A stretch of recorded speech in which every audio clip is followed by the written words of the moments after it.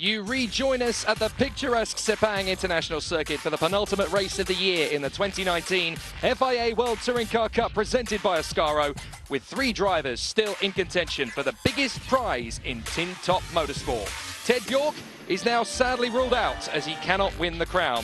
But for Norbert Michelis of Hungary, Esteban Guerrieri of Argentina and Yvan Muller of France, the battle continues with drama, intrigue and suspense permanently on the menu. Jake Sanson and Matt Neal with you in the commentary box with Alex Le Gui in the pit lane. Rain is in the air, on the road, and more importantly, in the balance. Race 1 was a strategist's nightmare.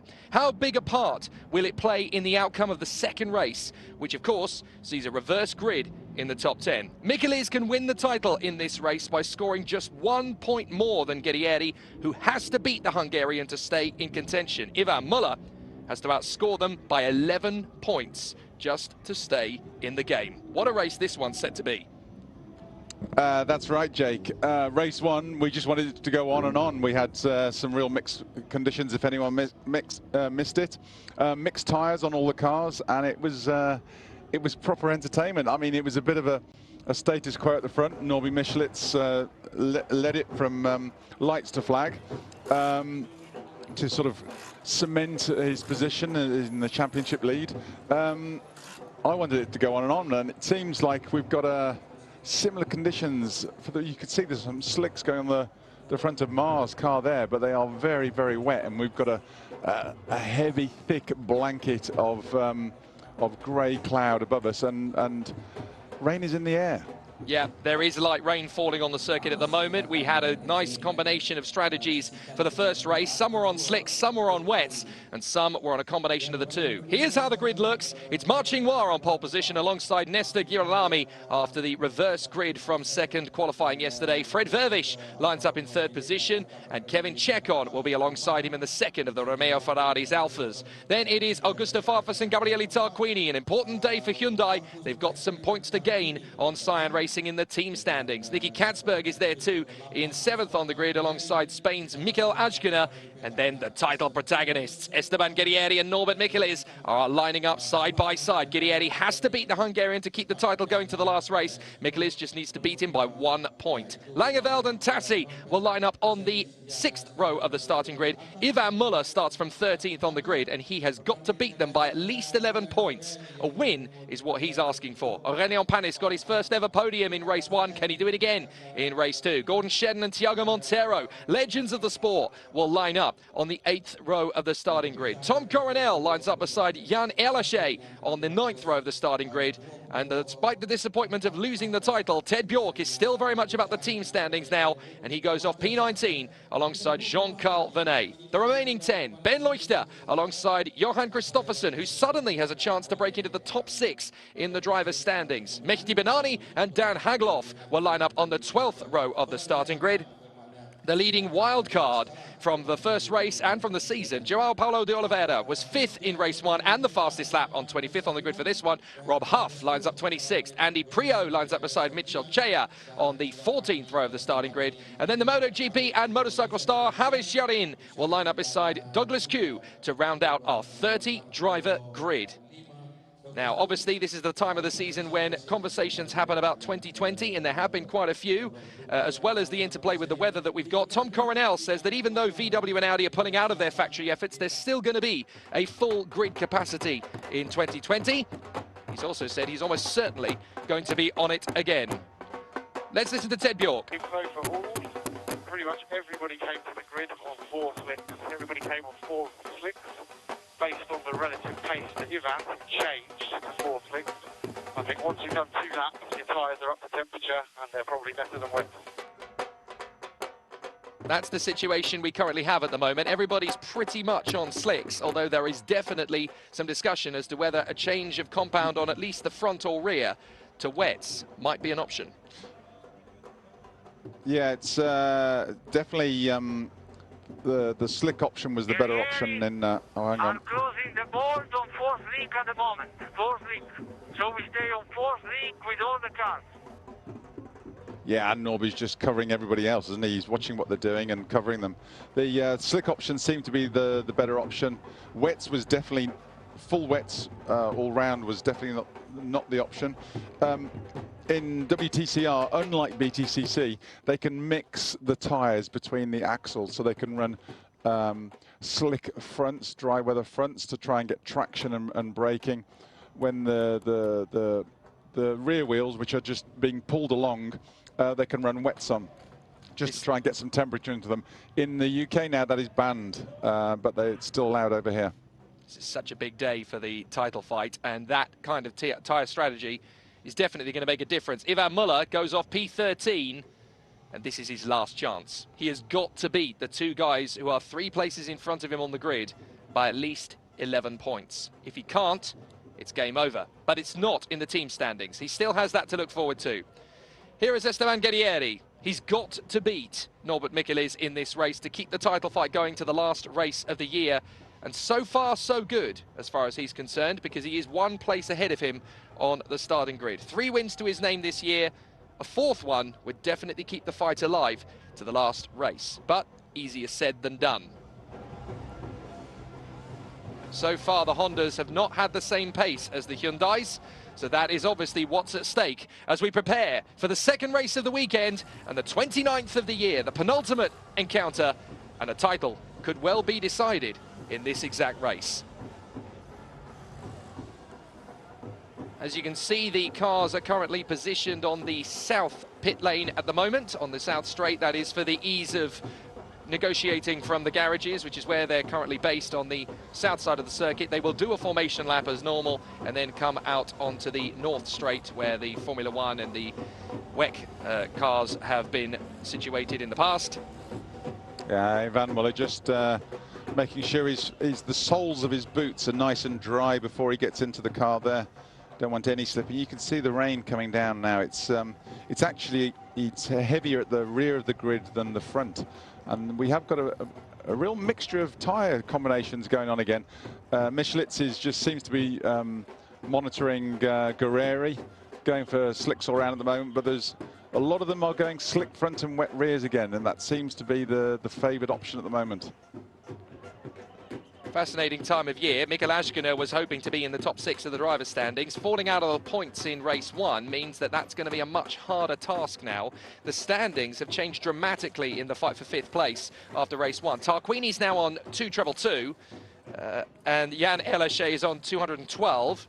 Mikael Ashkener on 204 slips to 7th in the standings then. Jean Carvenet is just 1 point back. Another point back is Johan Kristoffersen. Another point back is Nestor Girolami, who massively had a problem as a result of dropping out of the points in race 1. He dropped out of the top 20 in race 1. Such was the strategy that went horribly, horribly wrong. So it's definitely going to be quite dramatic stuff in race 2. A lot of drivers needing to gain back points. Here's Nicky Katzberg, 7th on the grid for this one. And he's had a very tricky season. There's no 2 ways about it.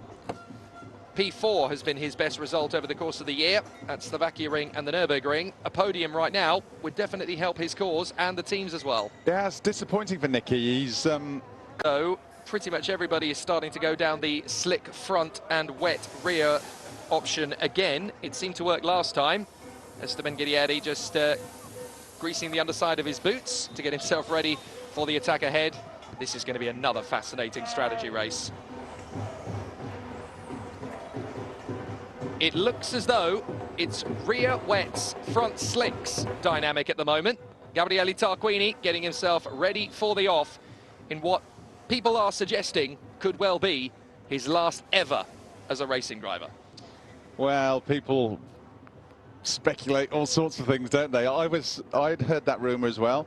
I've heard other rumours. I think a lot depends on Hyundai's involvement generally next year. You know, Gabriele is a professional. If someone's willing to pay him to be there, I think we'll see him back. He's dedicated to the sport and he's still at the top of his game. There are a couple of drivers that are looking at that sort of issue at the moment. Johan Kristoffersen says his chances are quite slim of actually returning next year unless a big manufacturer picks him up. Obviously with Volkswagen and Audi not doing a factory effort next year.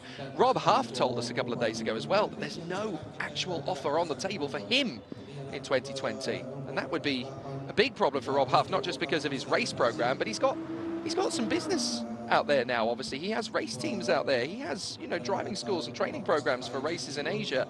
That would be devastating for Rob Huff if he's not able to pick up a WTCR drive for next year. Well, I mean, there's lots of talk and rumours going on. And Huffy's had a big involvement over in China and Asia in the last few years. You know, he's in the weekends that don't conflict. You know, he moonlights over there, and there's always opportunities. They'd love to have him in China, but we'd hate to lose him from, you know, our TV screens. There are meetings that a Chinese consortium could run MGs in WTCR next year, and Huffy could sort of lead that charge, and that'd be an interesting scenario. I've seen that car, and it actually looks quite beautiful. It would be a nice addition to the grid if they could get it together. Check on, 4th position. 8 years ago, he won the Auto GP title. It's only in recent seasons that he's decided to put a roof over his head and go tin tops, and he has adapted remarkably well considering. Yeah, he's one of the few drivers who's been here before, isn't he, in GP2, so albeit without a roof on his head, so he'll have a little bit of experience, and although I don't think he's been in these sort of weather conditions before. That's starting to look more and more wet now, so I think it's the slick front and wet rear that is pretty much going to be across the board now. People saw how well it worked in race 1, so they'll probably do the same again for race 2. But of course, you've got to remember that it's getting later and later in the day now. It's coming up to 6:15 here, local time. And that, of course, means that it's going to get darker, cooler, and when that rain hits, it's going to get heavier and heavier. Fred Vervish and the team frantically working to get him ready for the start. But it was a very problematic first race for him. He didn't get to the finish in the end, Fred Vervish. So hopefully, starting from 3rd, he's got a better chance of it this time. Yeah, I was looking. I thought he made a pit stop in the first one, but it's whether it was accident damage or there's a lot going on. But they still seem to have a wee bit of a problem there on the front. Well, the team has had a problem all weekend, hasn't it? They've not really been on the pace. Yeah, Vervish is sort of. He's put himself, you know, come to you, started last year, and they were struggling really with these Audis. And ever since mid last year, you know, he's really probably the fastest Audi out there on the grid. I need to correct myself. They have been on the pace, but they haven't had the reliability as much all the way through the weekend. They did have some struggles on Friday. They've managed to cure them. Fred Vervish from 3rd. Right, now he's going to be out. Wait a minute. You need a tyre on that. That's a drive shaft, I think he's done. So. Oh dear. Well, Fred Vervish, it looks like, is not even going to take the start. Devastating. Just what Audi didn't need on their last weekend as a factory entrant in the title fight as well. They wanted to bow out on good terms with a good result. Nesta Girolami. This is a very important race for him and the team as well. They are 79 points back in the team standings to Scion Racing and Lincoln Co. But the way things have currently been flowing, they could catch them. It's not unfeasible. 90 points are on offer, 79 points adrift. It's a tall order, but stranger things have happened in this title fight. Yeah, I don't think their eyes on the team prize at all, really, Jake. The question is he going to be going for outright victory, or is he going to be dropping back to try and get Esteban forward? I think it all... And hold Norbia. Yeah, it all depends, really, on how good a start. Vervish's car is still there. I don't think it's going to be... It'd be great round left-handers, won't it? Very true. Not so good round right-handers. No. But, yeah, Nesta Girolami, of course. It'll all depend on where Guerrieri is in relation to Michaelis. If he's ahead, there's no point. It doesn't matter. But if he's behind, he might want to. Ma Jinghua, then, in his home time zone, if not his home country. So the Chinese elite watching back home will be hoping he brings it home in first position. He's done it once this year, race 3 at the Slovakia ring, but he would love to do it again as his season wraps up. And I really hope that there is another 2020 campaign in it for him. I'd love to see him back. He's been one of the characters of this grid. Yeah, there's a few on the grid still gone for slicks all round. Ma hasn't. Ma was on. He was showing good pace in the first race, so him starting at the front, he could be. It could be a good opportunity for him. So here we go. The field heads off, minus Fred Vervish. Devastation for him, but for the other 29, they're about to enter into a world of the unknown.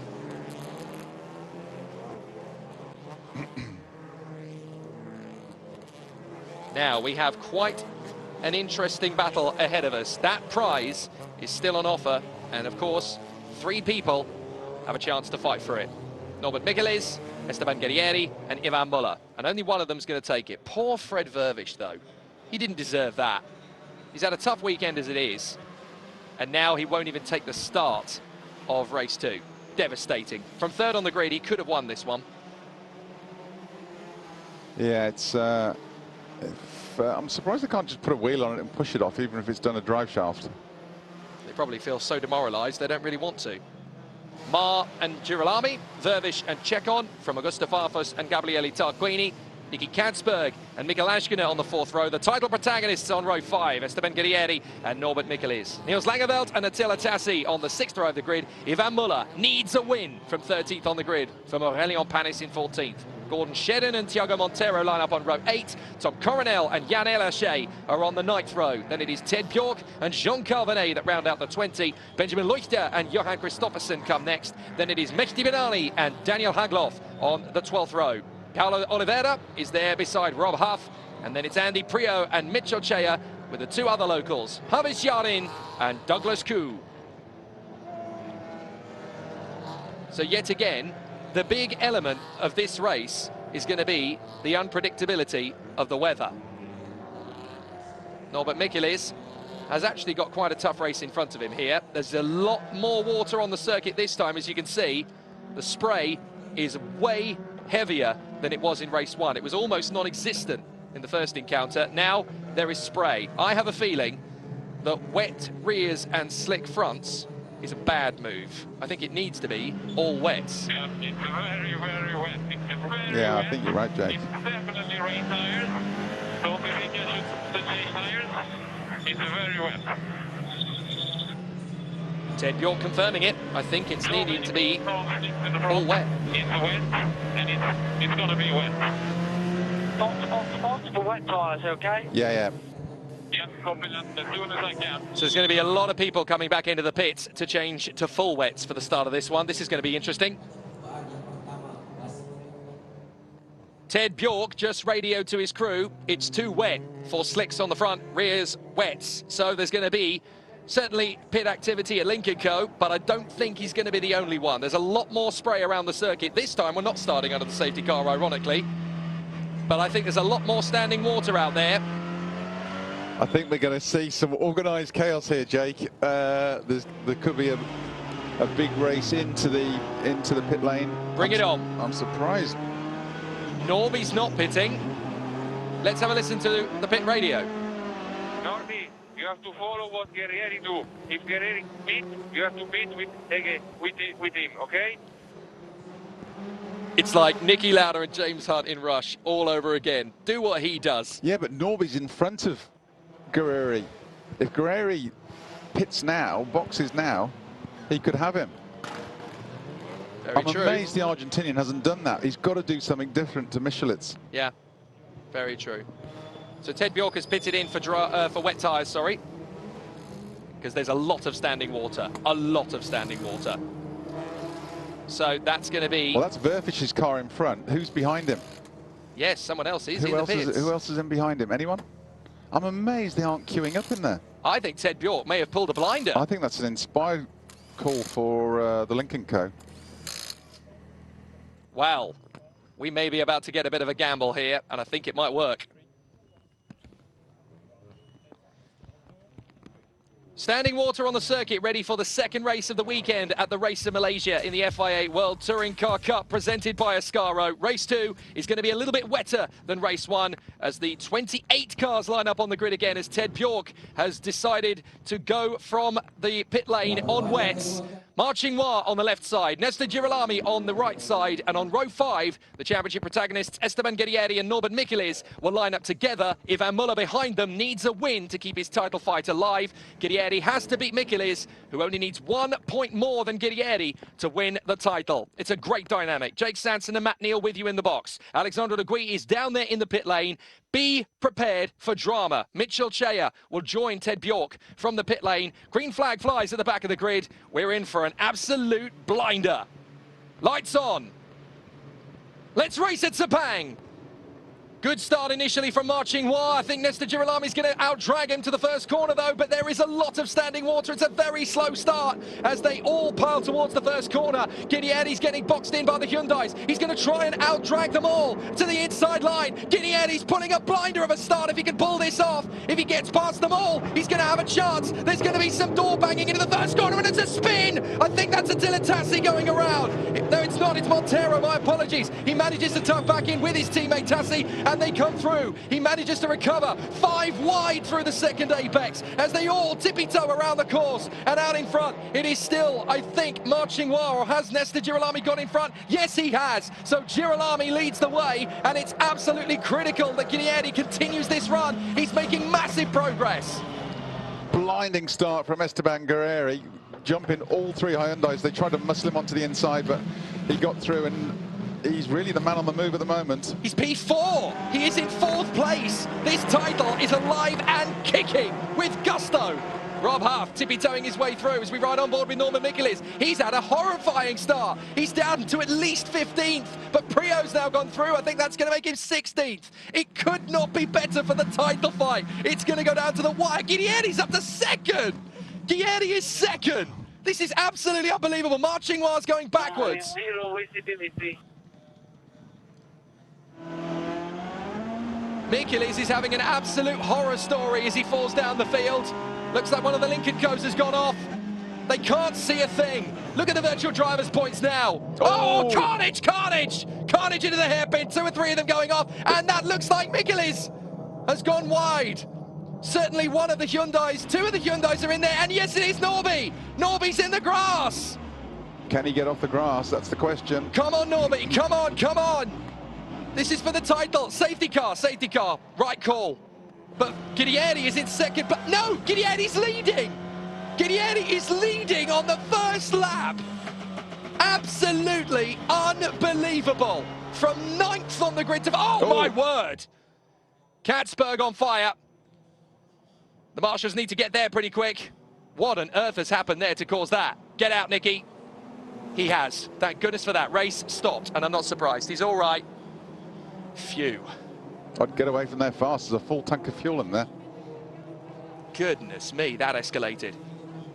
Well, the marshals are on the scene. Well done, guys. Full credit to the boys in orange. The Orange Army are there quickly. And they should douse that, but it's red flags. And wow, Nicky Katzberg out of the race. He must have hit something very, very hard on the way through. He had barely any traction as he skated off into the grass. He must have hit the wall at exactly the wrong angle. So, chaos. But as far as the title fight is concerned, Gideoni is leading. How did he do that?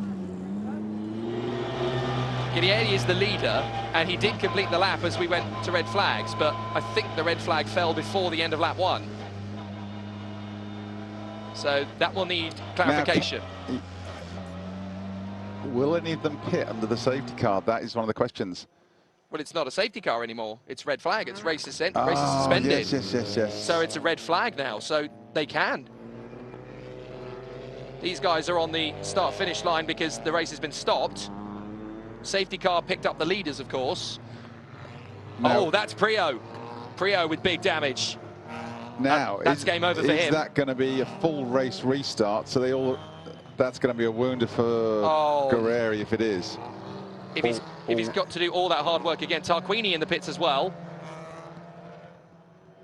Michelis has recovered to the start. This could be Michelitz's get-out-of-jail-free card. He really might have the luck, you know. Now, we don't. This could be a championship-deciding decision. Look at what that does to the team standings.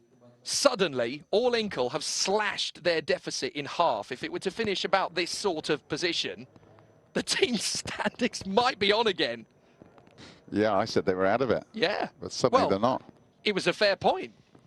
And now, all of a sudden, there's only, well, if it stays like this for the rest of the race, or close to this, there's only going to be about 40 points between the 3 teams. 3 different manufacturers, 3 teams. What a showdown. Thank goodness that Katzberg is okay. But yeah, look at the damage to the front end. He's hit that at exactly the wrong angle. Let's look at it. So Gietti's taken the lead there, look. He's taken the lead very early on, actually. Tippy-toeing between Ashkenair. Oh, that's what happened. Katzberg connected with, is that Muller? Yeah, Muller was on full wets. So he's hit Katzberg at the wrong angle. Norbert Michelis and João Paulo de Oliveira have gone through. Katzberg's trying to get going again, and at this point, something ignites. And that's what's caused a monumental fire. Wait for it, wait for it. There it is. The sparks have started. Michelis is spinning the wheels to try and get going again. And if you look back to Katzberg, boom, something just bangs. That's a fuel line going. He was so lucky to get out of that. Let's watch again on board with Norbert. Was he pushed or did he just lose traction? He just lost traction. Nobody pushed him. He just lost traction completely. Couldn't stop the car. Yeah, slick. You're basically running on bald tyres, so in that weather conditions, it's. There we can see Katzberg trying to scrape his way back to the black stuff. And of course, the scraping of the underside, that's what's damaging everything, and that's what splits the fuel line, and bang. I think the fuel's obviously pouring out at that point. It's then dropped onto the exhaust or something like that. It's dropped onto the exhaust of the manifold, and suddenly. What a sight! What a sight! So Norby would have been thinking, goodness me, I hope he's okay. But fortunately, he is. Norbert Michelis may have just saved his bacon. The red flag could help him out big style at exactly the right moment.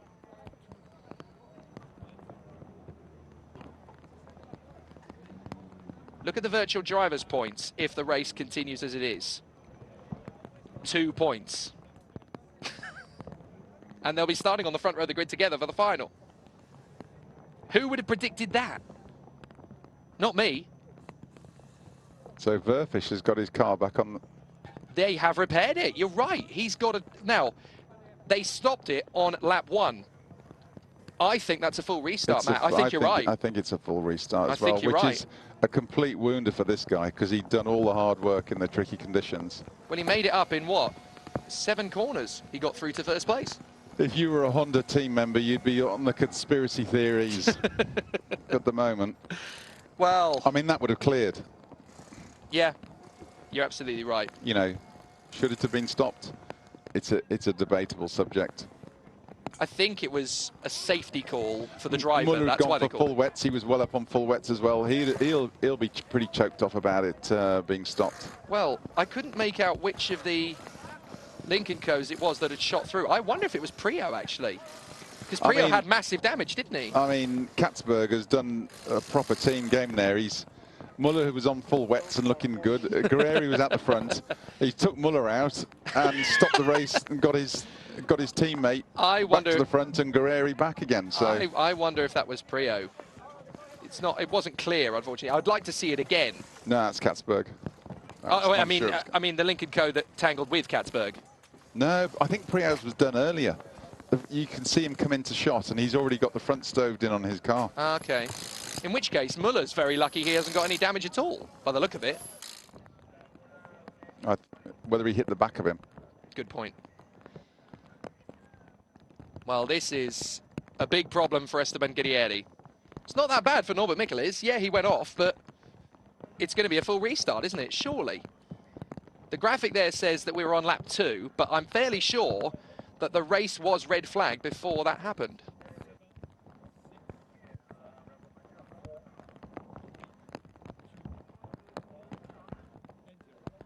We are under race suspension, as you can see, in race 2, due to a catastrophic fire due to the carnage on the first lap for Nicky Katzberg. He is okay, I can tell you that. Let's listen in with Esteban Guerrieri, the man who charged from 9th to 1st on that first start. Yeah, well, I'm here sitting in the car with a red flag, and I don't know why. Apparently there was a car on fire, but I don't know. I don't understand why don't they put either a full course yellow or under safety car and they take the car away. This is incredible. I mean, I was from 9th to 1st. I don't know. To be honest, if they reverse the grid and I start 9th again, it's the biggest bullshit I ever seen. Bye. Wow. Apologies for the language, folks, but Esteban Guerrieri's adrenaline is running high. To be fair, Jake, he's probably saying what a lot of other people are thinking. You know, it's exactly. You'd feel proper wounded for him.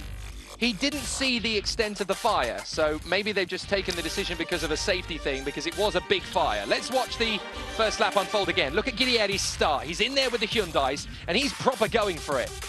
There's the little tap from, I think that's Montero, or is that Tassi? I think it must be Montero.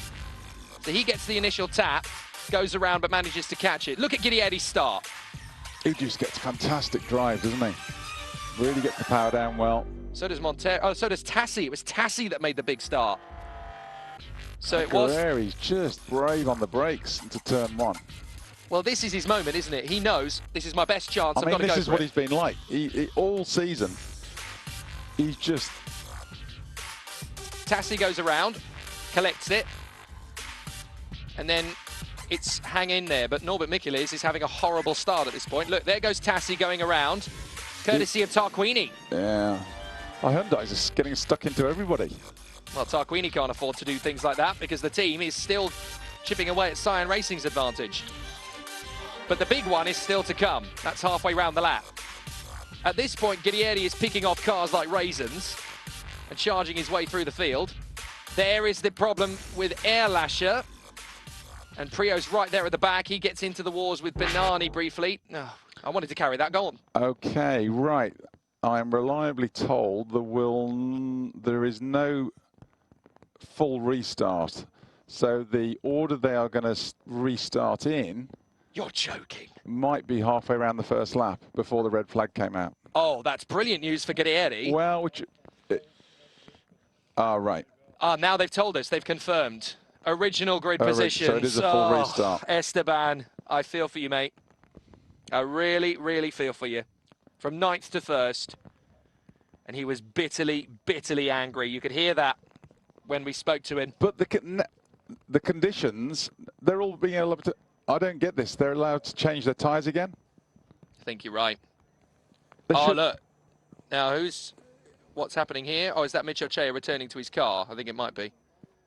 I wondered if that was somebody coming and having a discussion with somebody about it. Well, there's João Paulo de Oliveira. So I think there is a massive discussion going on. Now, the argument here is that the race was suspended on lap 1. He had not quite crossed the line to start lap 2 before the red flag was thrown. That's the key. It's got to be down to when he crossed the line to start lap 2. If they started lap 2, they can argue, well, no, we're on the second lap. We've completed a full racing lap. So we don't have to do a full restart, because that's the rule. And there's a question mark. Should Verfish be allowed to take his grid position? Should the cars be in part ferme? So if you're in part ferme, you're not allowed to work on them, put other tyres on them? Oh. All sorts of debate. Well, there's one car that's not going anywhere.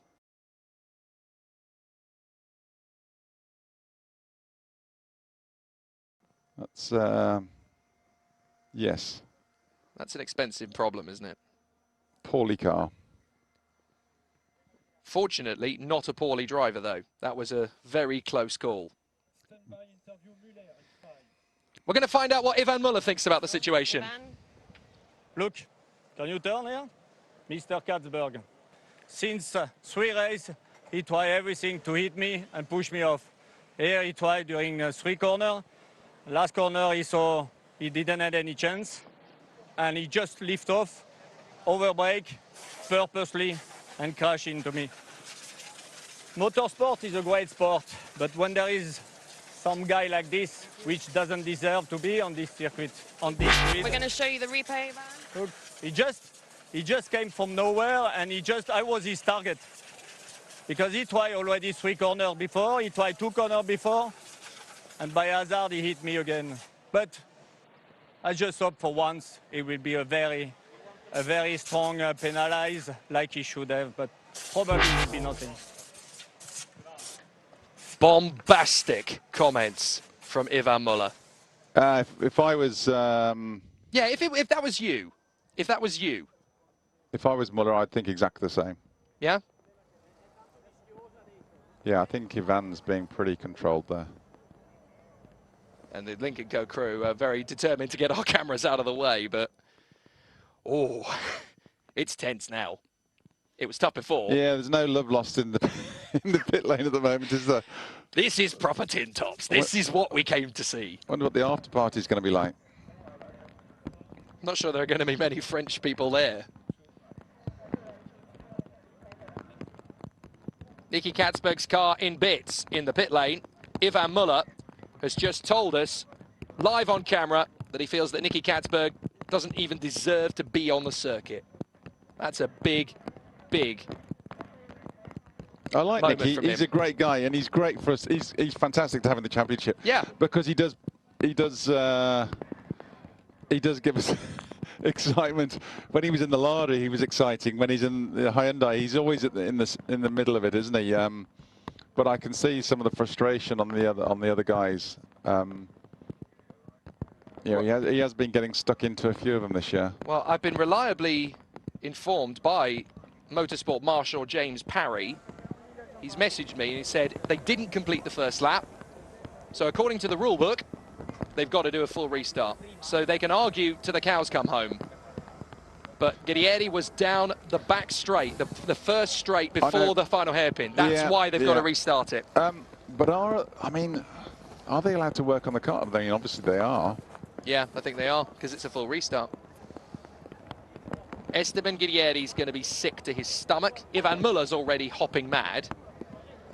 Norbert Mikkel is, despite going off on lap 1, quite chilled. Let's hear what Nicky Katzberg has to say about the situation. Alex de Guise found him. Nicky, we've heard from a very disgruntled Ivan. Your perspective, please. Yeah, I can imagine. I mean, I was on slicks tires in the front. I think he was on full wet, so he had a lot more grip. But coming to the hairpin, I just immediately locked the tires. It was heavily raining there, so I couldn't stop the car. I think like half of the field, I saw many people going off, and yeah, it was Ivan in front of me, and I completely T-boned him. So that's fully my mistake. I can only say I did not do it intentional. I mean, I know it's hard to believe for him, but I was on slicks in the front. I couldn't stop the car. And then afterwards, my car went on fire, and I had to go out quickly. But I understand his frustration. Obviously, it's very bad for him, but I can only say it wasn't on purpose. I just locked the front, slicks in the wet. Doesn't really work normally. Why slicks in the wet? Well, obviously on this track, with the weather being like this, it was a bit of a gamble. The first race we gambled right, and now I think, like many other drivers, we took the wrong gamble, and I think I took maybe a bit too much risk into the hairpin over there and took him out. So yeah, that's my fault.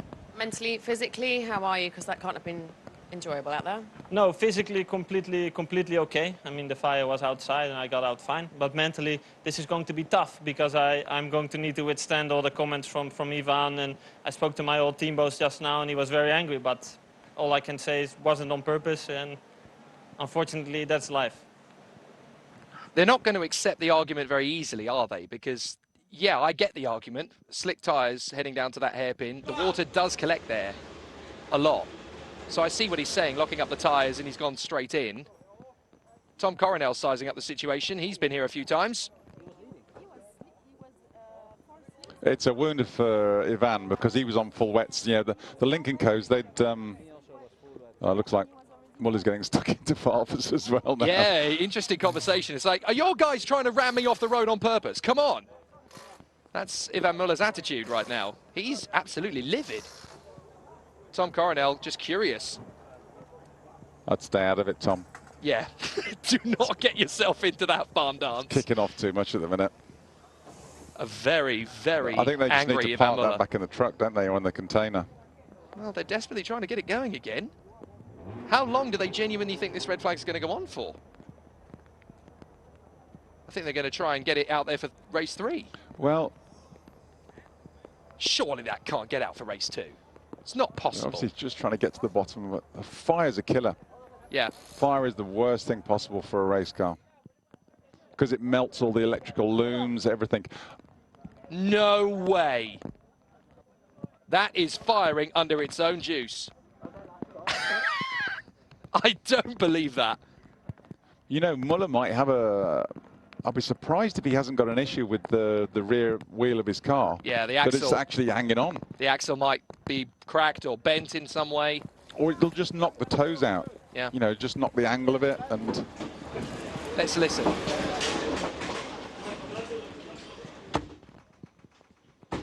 Turning it over again. you know, it wouldn't surprise me if Muller ran into a problem after the restart.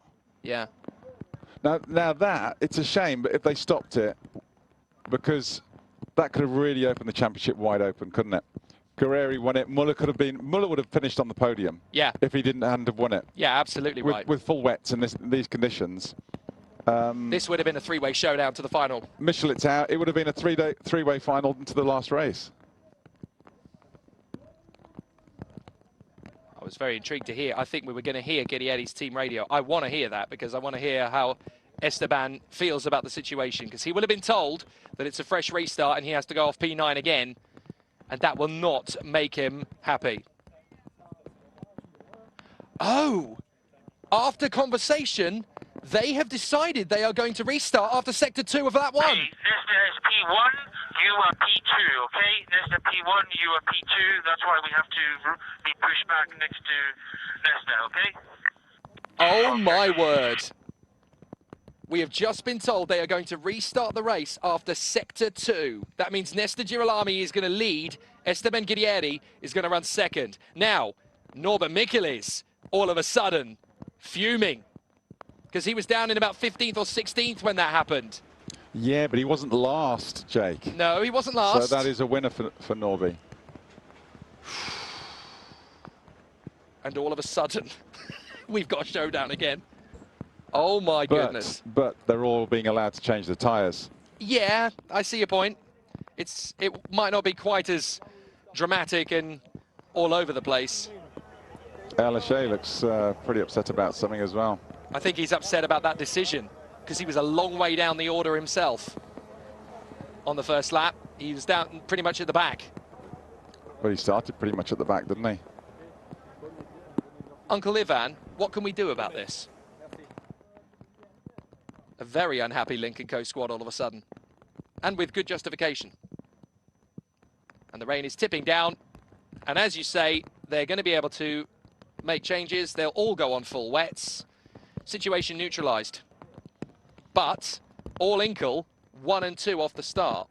If they can keep that, and there's problems further back, we've not only got a three-way driver fight potentially if Michelis struggles and Muller gains points, we've got a three-way title fight for the team standings. All of a sudden, those 90 points that are on offer don't look unfeasible for all Inkle, do they? Because let's not forget that Guerrieri is starting from the front row of the grid for the final race of the year as well. You don't know.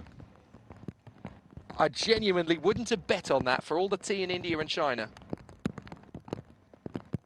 But somehow, this race is starting to come alive again. But they've just announced that they're going to restart it from after Sector 2. And my friend who is a marshal, James Parry, has written, wow, that's a first. How much pressure, how much pressure did Guerrieri and Honda put on the officials? Either that or they've got photographs of Who are the right people. What dirt have they got? Stewards. Trust you to think of that. What dirt have they got? But that is genuinely a first. There's a world title at stake, so hey, you got to pull some of the good cards out the bottom drawer, haven't you? I guess so. Ivan Muller looking around. Justine doing a Mary Poppins impression. Yep. I have a feeling some of these shots could end up in WhatsApp if we're not careful. Ivan Muller might have got in there just from his comments. What an amazing situation. You couldn't have predicted this, but we are going to restart. When we do, we'll go from Sector 2. I think the gloves could start coming off now. If they're, I mean, Honda are feeling pretty disgruntled that Hyundai are playing dirty. Lincoln Co feeling pretty disgruntled that Hyundai are playing dirty, so they all know how to play the game.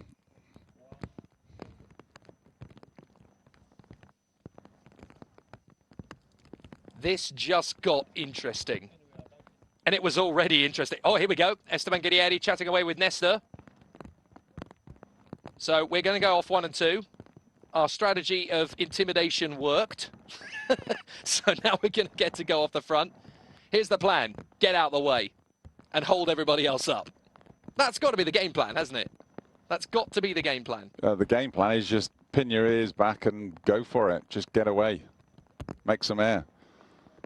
Well, this couldn't be better for Esteban Guerrieri. He gets to keep his front of the grid position. It's second, not first, because he took the lead on Sector 3. But he still gets to be there in second behind his teammate Nestor Girolami off the start. Michelis will be in about 17th place.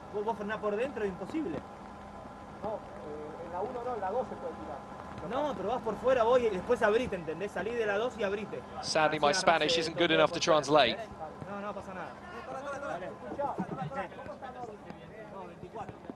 But Sector 2, to clarify, Sector 2 is just after the pair of right-handers. Let's listen with Alex. Has Alex got an opportunity to speak to Esteban Guerrieri? I think we're going to try and set it up. Esteban, I'm just going to run in, jump in. Sorry, Dario. Esteban, you're live. Talk us through what's going on. I don't know, there was red flag here, and yeah, I was quite surprised. Careful. I was quite surprised. Careful, camera.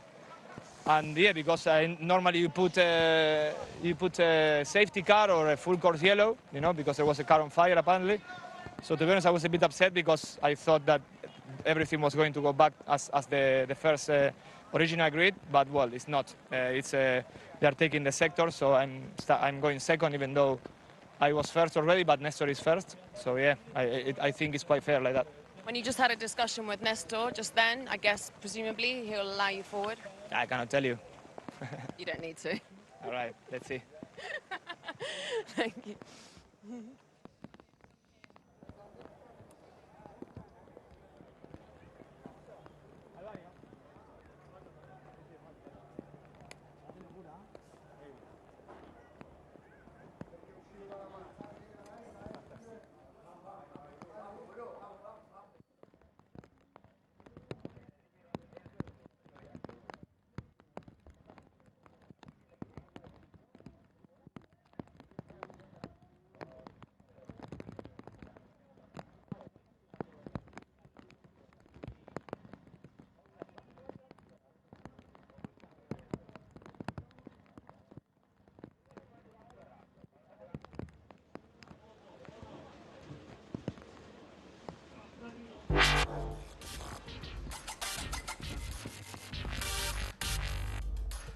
$20 out of 10 to Alex Le Gouy for journalism.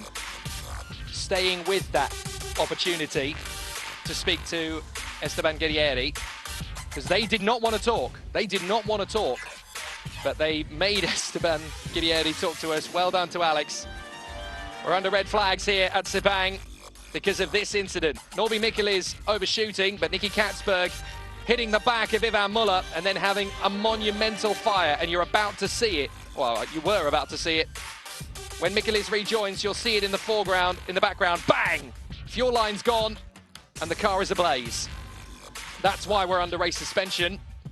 However, that is Nicky Katzberg sat in his car, ready to go racing for race 2. I can't believe it, Matt. Yeah, never mind. Let's see if we're going to get some comps.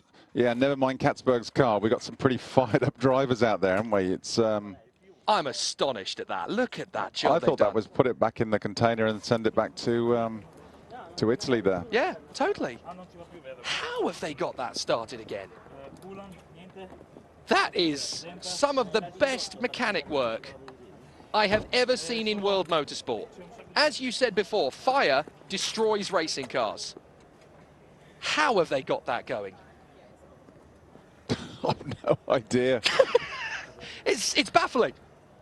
I have seen some pretty amazing things in the world of motorsport. Because the fire was going for a while as well, wasn't it? Yeah, it was. I've seen some pretty spectacular things in the world of motorsport. I've been in the Briscoe Formula 1 Stock Car Championship years ago, and they changed an engine in 25 minutes when normally it takes days.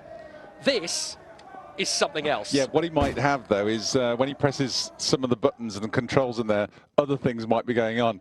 He'll go for the wipers and the the heated screen and go on or something like that. Yeah, he'll want to get a bit of drink, and all of a sudden U2 will start blaring on the radio.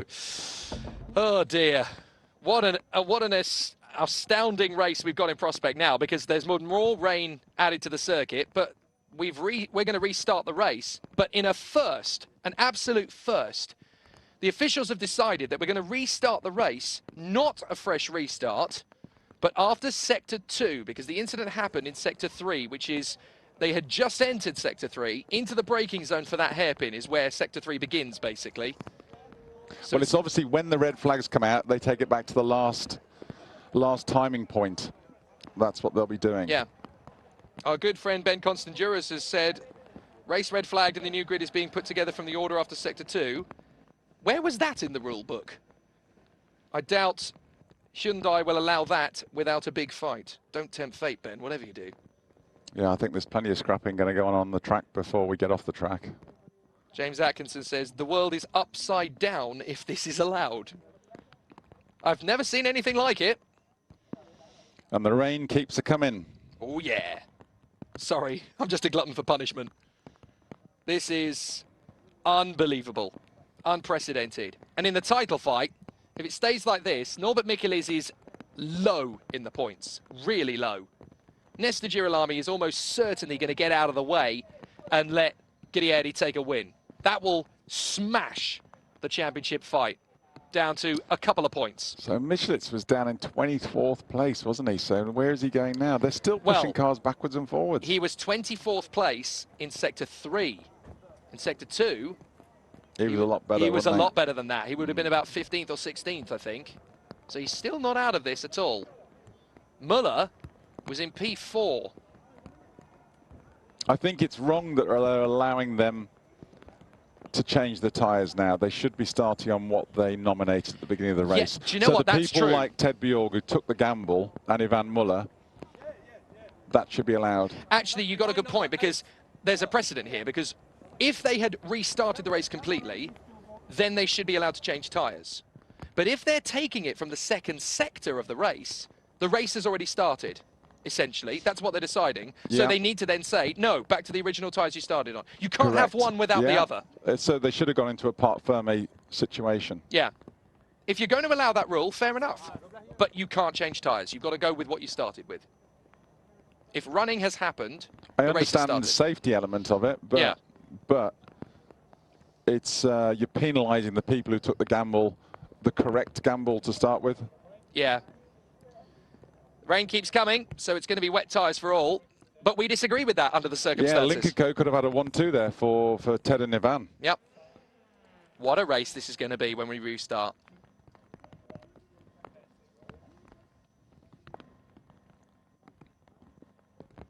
The drama and tension just keeps on building here at Sepang.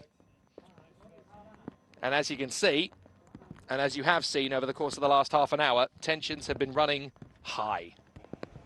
Here's Norbert Michelis. I wonder what's going through his mind at the moment. Forget about it. Just take it easy. Yeah, stay calm. Stay emotionless about it. All he's got to be thinking right now is, you're on pole for race 3. You're on pole for race 3. Forget race 2. Just stay in it. Keep the car undamaged. He's still got a chance to be the title winner here. There's Joao Paulo de Oliveira.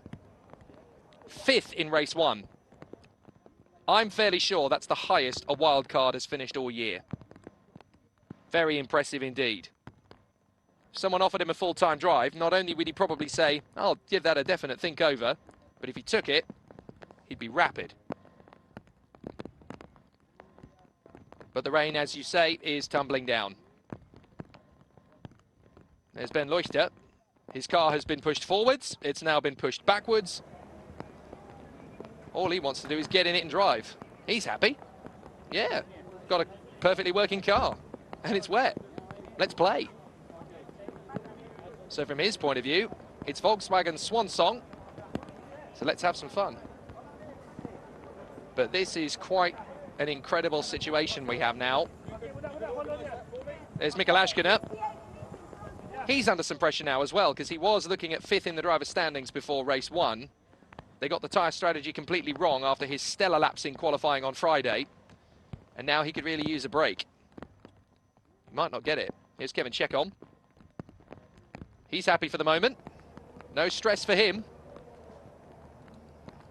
Despite how crazy that first lap was. He's pretty happy, isn't he? He's cool. He's not fallen out with anyone yet. They're the most relaxed guys on the whole grid. Nothing wrong with the Romeo Ferrari's Alphas. But look at that. Nicky Katzberg's car looks like it's going to get out there again. And if he's able to start from Sector 2, he'll be in P6. Look at that. Brand new, never raced or rallied.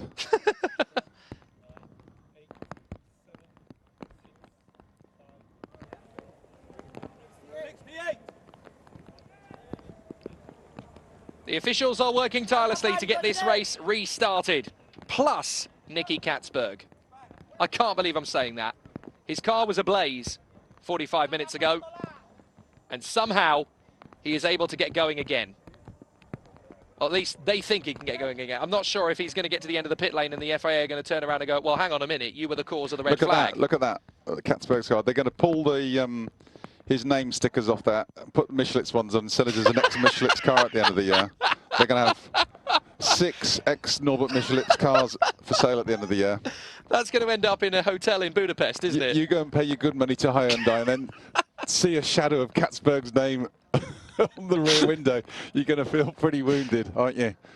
I've still got a feeling, as brilliant as this job is from the team, I've still got a feeling they're going to get to the end of the pit lane and the FIA are going to turn around and go, no, you were the cause of the red flag. Well, yeah, that's a very fair point. If you are the cause of a red flag. By my understanding, if you're the cause of the red flag, you can't start. By my understanding. Maybe it's different in WTCR, I'm not sure. Maybe I should read the regulations again. How many times have we read it already? We're still trying to look for where it says, oh, you can start the race from Sector 2. Yeah, I don't know that one. Well, they're not in any hurry getting back in the cars, are they? Thiago Monteiro is doing his Mary Poppins impression there. Looks like he's nicked some bird's umbrella. He's nicked our umbrella. Check that out. When it rains in Sepang, it really, really, well, I think really it's only going to rains. get worse, Jake. Yep. It's...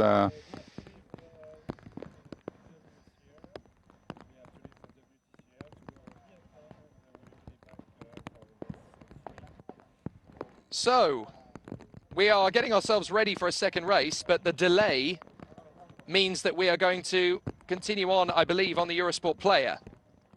So, stick around, stay tuned. We are going to do the best we can to keep things rolling.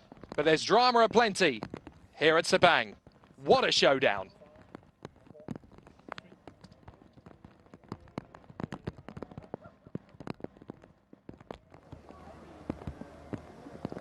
Good on that one. So our Eurosport coverage has had to be paused, but we are continuing on as the racing gets more and more exciting.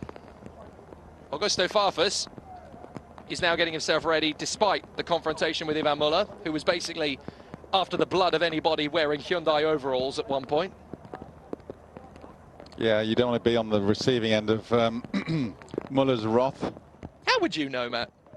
I've been there. I've seen that face coming towards me. That was a sarcastic question. Yeah, I've been there a fair few times. Yeah, we're good friends now. Good. I'm even friends with Jason now. I was baffled to read that in his book. Yeah, interesting. Did you read his book, by the way? No. No? He was very complimentary. Was it? No. Occasionally. Occasionally. So the run to the hairpin this time is going to be very wet indeed. Andy Prio and Ted Bjork run back to the garage. Now, I'm told Prio's going to be out, but if they've got Katzberg's going again, surely they can get Prio's out. Can't be that damaged. Wow, I suppose. It was pretty battered when it came in, though, wasn't it? Yeah, it was pretty mullered in, to coin the phrase. There's Ted Bjork. They're pulling his car away now. Ted Bjork might be out of this as well. No, they're pushing him back, obviously, because he was... Remember, they'd held him in the pit lane, but the pit lane was in the... Oh, of course. On top and popping out any water that's on the floor of your cars. You've got your jump batteries in, and if you need to, use your heated screen to demist the car a bit whilst on jump battery. I thought it was incredibly unfair because they held him in at the exit of the pit lane, but the pit lane's in the south pits when the grid's in the north, so he had it was not as though you join on the back of the grid. Eat My Dust is now replaced by Cheese for Coronel. Is that normal? Come on, Tom, give us a hot skip and a jump. We are sat here baffled waiting for this race to restart. It's just getting later Oh, and helmet's later coming off. and later. Rob Huff chatting away with him. Two men who might not be on the grid next year. Mehdi Banani. Three men who might not be on the grid next year. Well, apparently Sebastian Loeb Racing want to carry on with Mehdi. But with the other two... I heard that the VW deal might be going to WRT and Mehdi might be going there. Ah, that's an interesting shout. One rumour mill. WRT have just announced their driver lineup for DTM, of course, which includes Ed Jones, the great Emirati driver. Well, WRT last won the championship with VW a couple of years back, didn't they? Yep. And Vernet.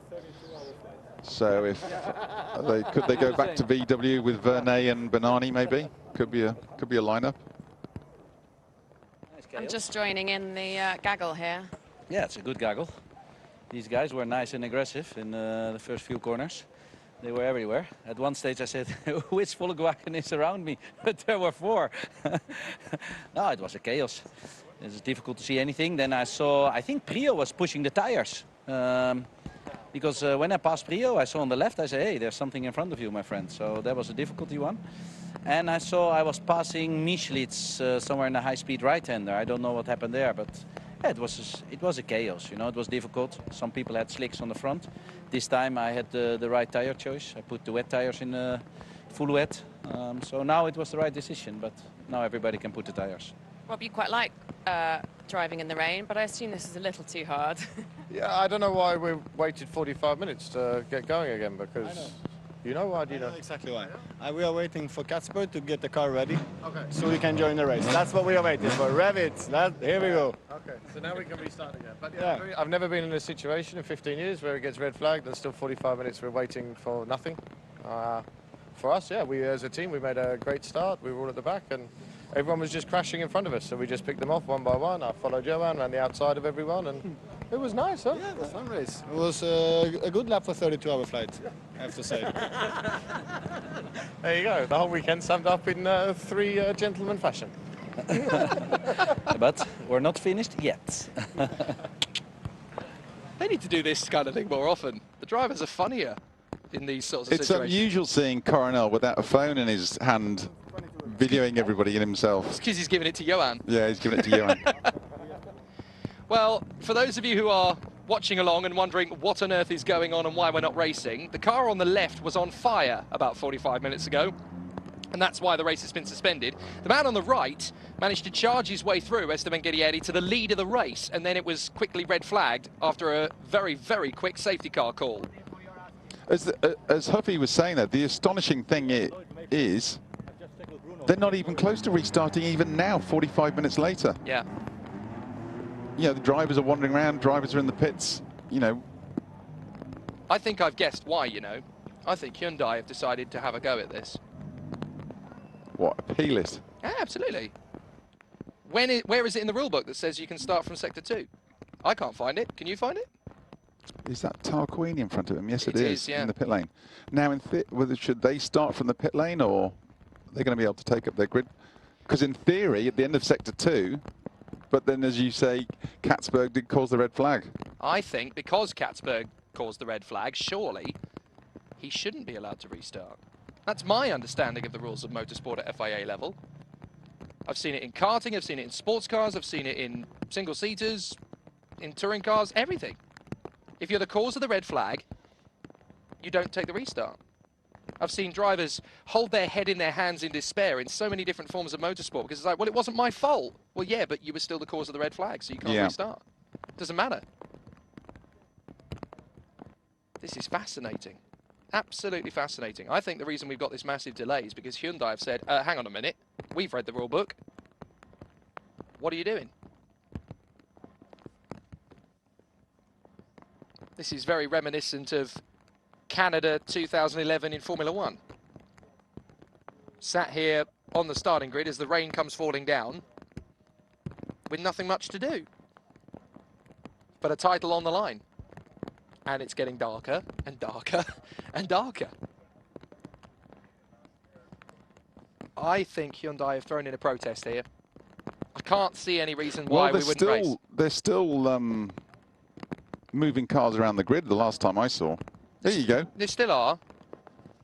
So if it's the end of Sector 2, Verfi should start from the back of the grid. Yeah, he should. You're right. This is where he's on his way there. On board with Norby Mikkelis. Again, he's just got to take this with a chill pill. He's just got to keep it nice and smooth. Now exit the position at intermediate 2 order, and there is Girolami, Guerrieri, Ascona, Romeo, Muller, Nicky, Alfa Romeo, Farfus, number 14, 18. Tarquini is P11 Tarquini, and P17 Norby. That's you, by the way, if you didn't pick that up, mate. 17th Norby, he has to start from there. No, he's going to have his work cut out from there, isn't he? Muller P5, Katzberg P6. Oh. How do you tempt fate again? Just like that. Just like that, you're tempting fate again. That's like... I tell you what, God help Katzberg if he runs into him again. Well, that's like... when... And it's easy done. Yeah. I mean, it's if there's standing water on the track, which there could be now, that could be easily done. It's the equivalent of you and JP having your fisticuffs, and then they're saying, right, you've got to restart with battered cars next to each other. Yeah. Woe betide anybody who makes a real wrong. If they started race 1 under the safety car, they should definitely start under the safety car for... yeah, absolutely. If they started race one, if they started race 1 behind the safety car, if they don't do this one, then... well, someone's drunk at the wheel there, aren't they? I don't mean to sound crass, but some of the comments I'm getting on Twitter. So switch off the engine, and switch off the engine, and turn on the heater. These will activate the fan. I switched it back off for the battery, but at the moment the windscreen is still very foggy on the inside. When in doubt, call on Neil Hudson. He's got the news. To confirm, sporting regulations are clear. Restart is as per the last completed sector. There is no rule about a full restart in WTCR. 2 laps only applies to whether points are allocated or not. Thanks, Neil. Good to get the clarification. So it is there. Completed sector. No wonder there's been a bit of anguish about it, because 4 guys behind you. It's a very unique rule. But Neil Hudson says it right. It is there in black and white. Well, now I'm being told that Katzberg can't rejoin the grid. I don't think he can. I'm fairly sure. Sam Hall writes, if I were Hyundai, I would be refusing to move my cars on the grid right now. Unprecedented, unfair. The rulebook has been thrown out. It's going to be midnight. It is, Well, isn't that's it? when we get going again. Oh, we've got a copy of it. I've just been shown it by Adam Charnley. The order of the cars will be determined according to the positions they occupied at the end of the circuit section covered before the decision to suspend the race was taken. There it is, Sector 2.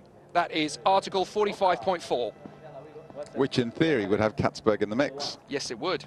But thanks for that, Adam. But Really appreciate that. James Atkinson asks, is this unique to WTCR? Well, that's another question. I mean, a lot of the drivers now are laughing about it and joking, but because it is almost it's getting laughable. Yeah. Well, what's also worth pointing out is that it is in the WTCR sporting regs that you're allowed to change tyres. And I personally think that's wrong. Yeah, I think that's wrong too. I know that it's obviously pouring with rain now and they need to be on wets, but that's what pit stops are for. Yeah, otherwise it penalises the guys who took the gamble. Yeah. So there we go. There it is. You know, Muller and Bjorg took the gamble, as did a couple of others.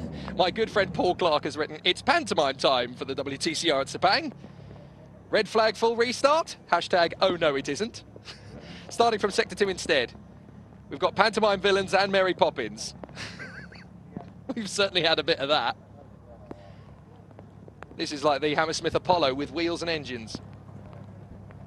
Mickey Sargent writes, maybe the red flag was a bit premature and could have been handled under yellows. Safety car, but safety is obviously paramount and nobody should argue with that. What happens after the red flag should just be by the rule book. Ready? It's safety car start, okay? Okay, well, at least it's clear wets now. Okay, it's about to be 10-minute board, yeah, 10-minute board in about 30 seconds. Information, Katzberg is not allowed to start, Katzberg is not allowed to start. Wise decision. Very wise decision.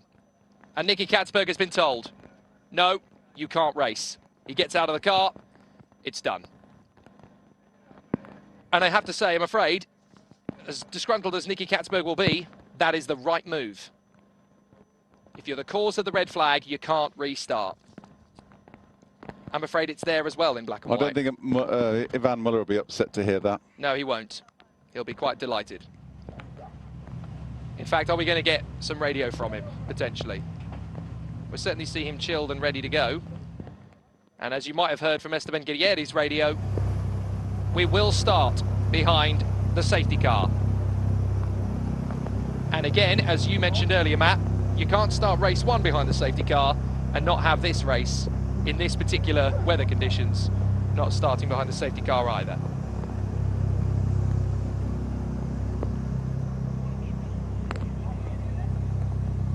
So now the massive wait, and I'm fairly sure it is one of the longest waits.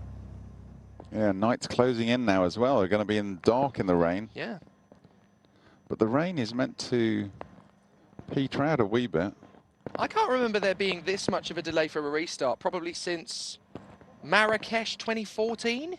You were there for that one with Martin, after that massive shunt at the start between Coronel and Bernani.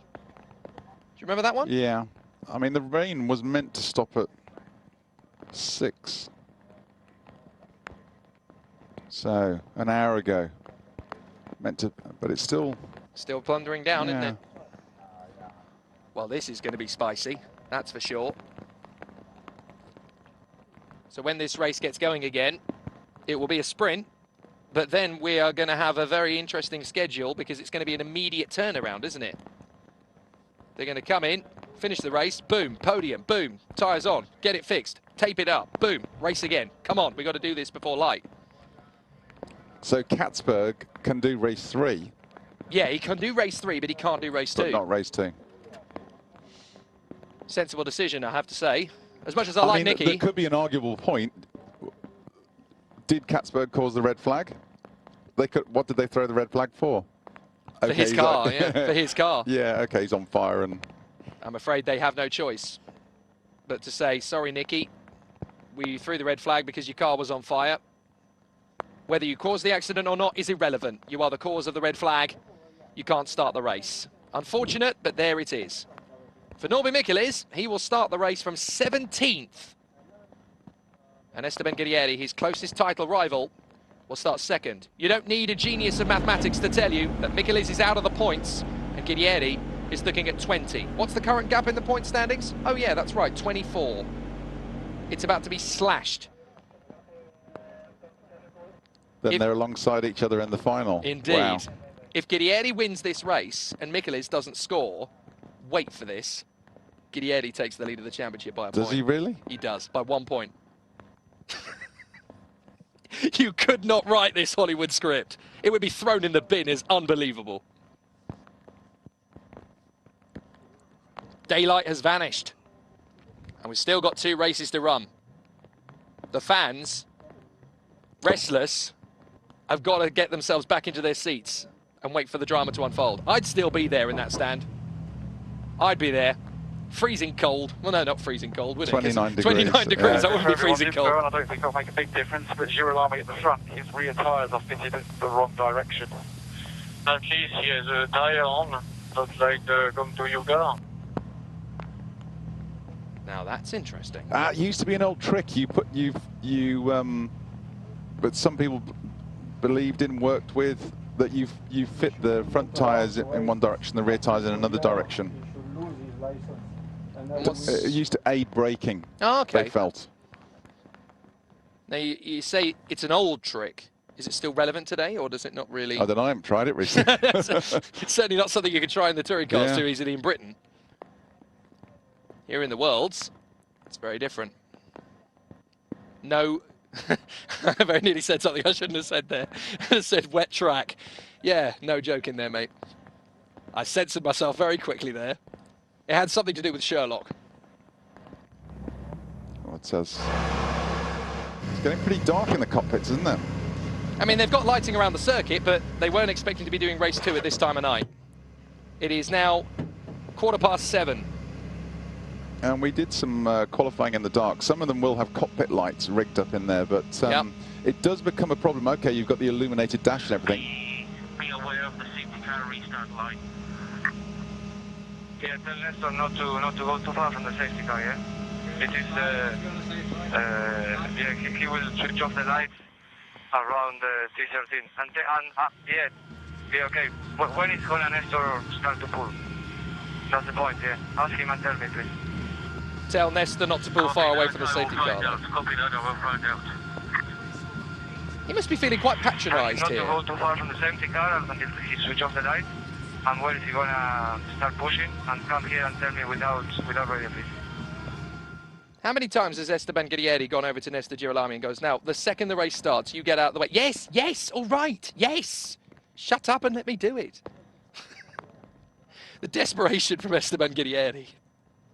We all have our little rituals, and when I started racing, I started in motocross, and you'd sit on the line ready, waiting, and I had this ritual where you go through, you check your brakes, you check your fuels on, you check your chokes off, and you go through this, and I'd do it, and I'd make sure it was all, and then I'd start the ritual again.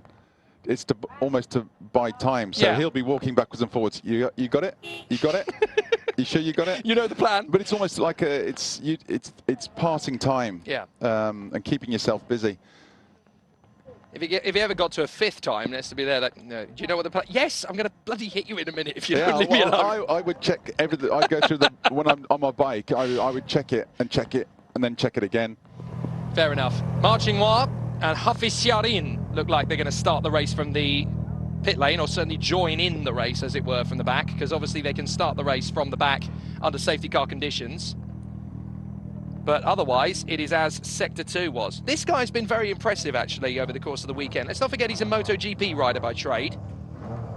And they spoke to Norbert Michelis about this guy yesterday. He said he's quite amazing. I'm not sure if I could do 2.5 seconds off the pace when I'm a motorcycle rider. He doesn't have a day off either. I mean, he did about 4 or 5 hours on the motorcycle in the race yesterday.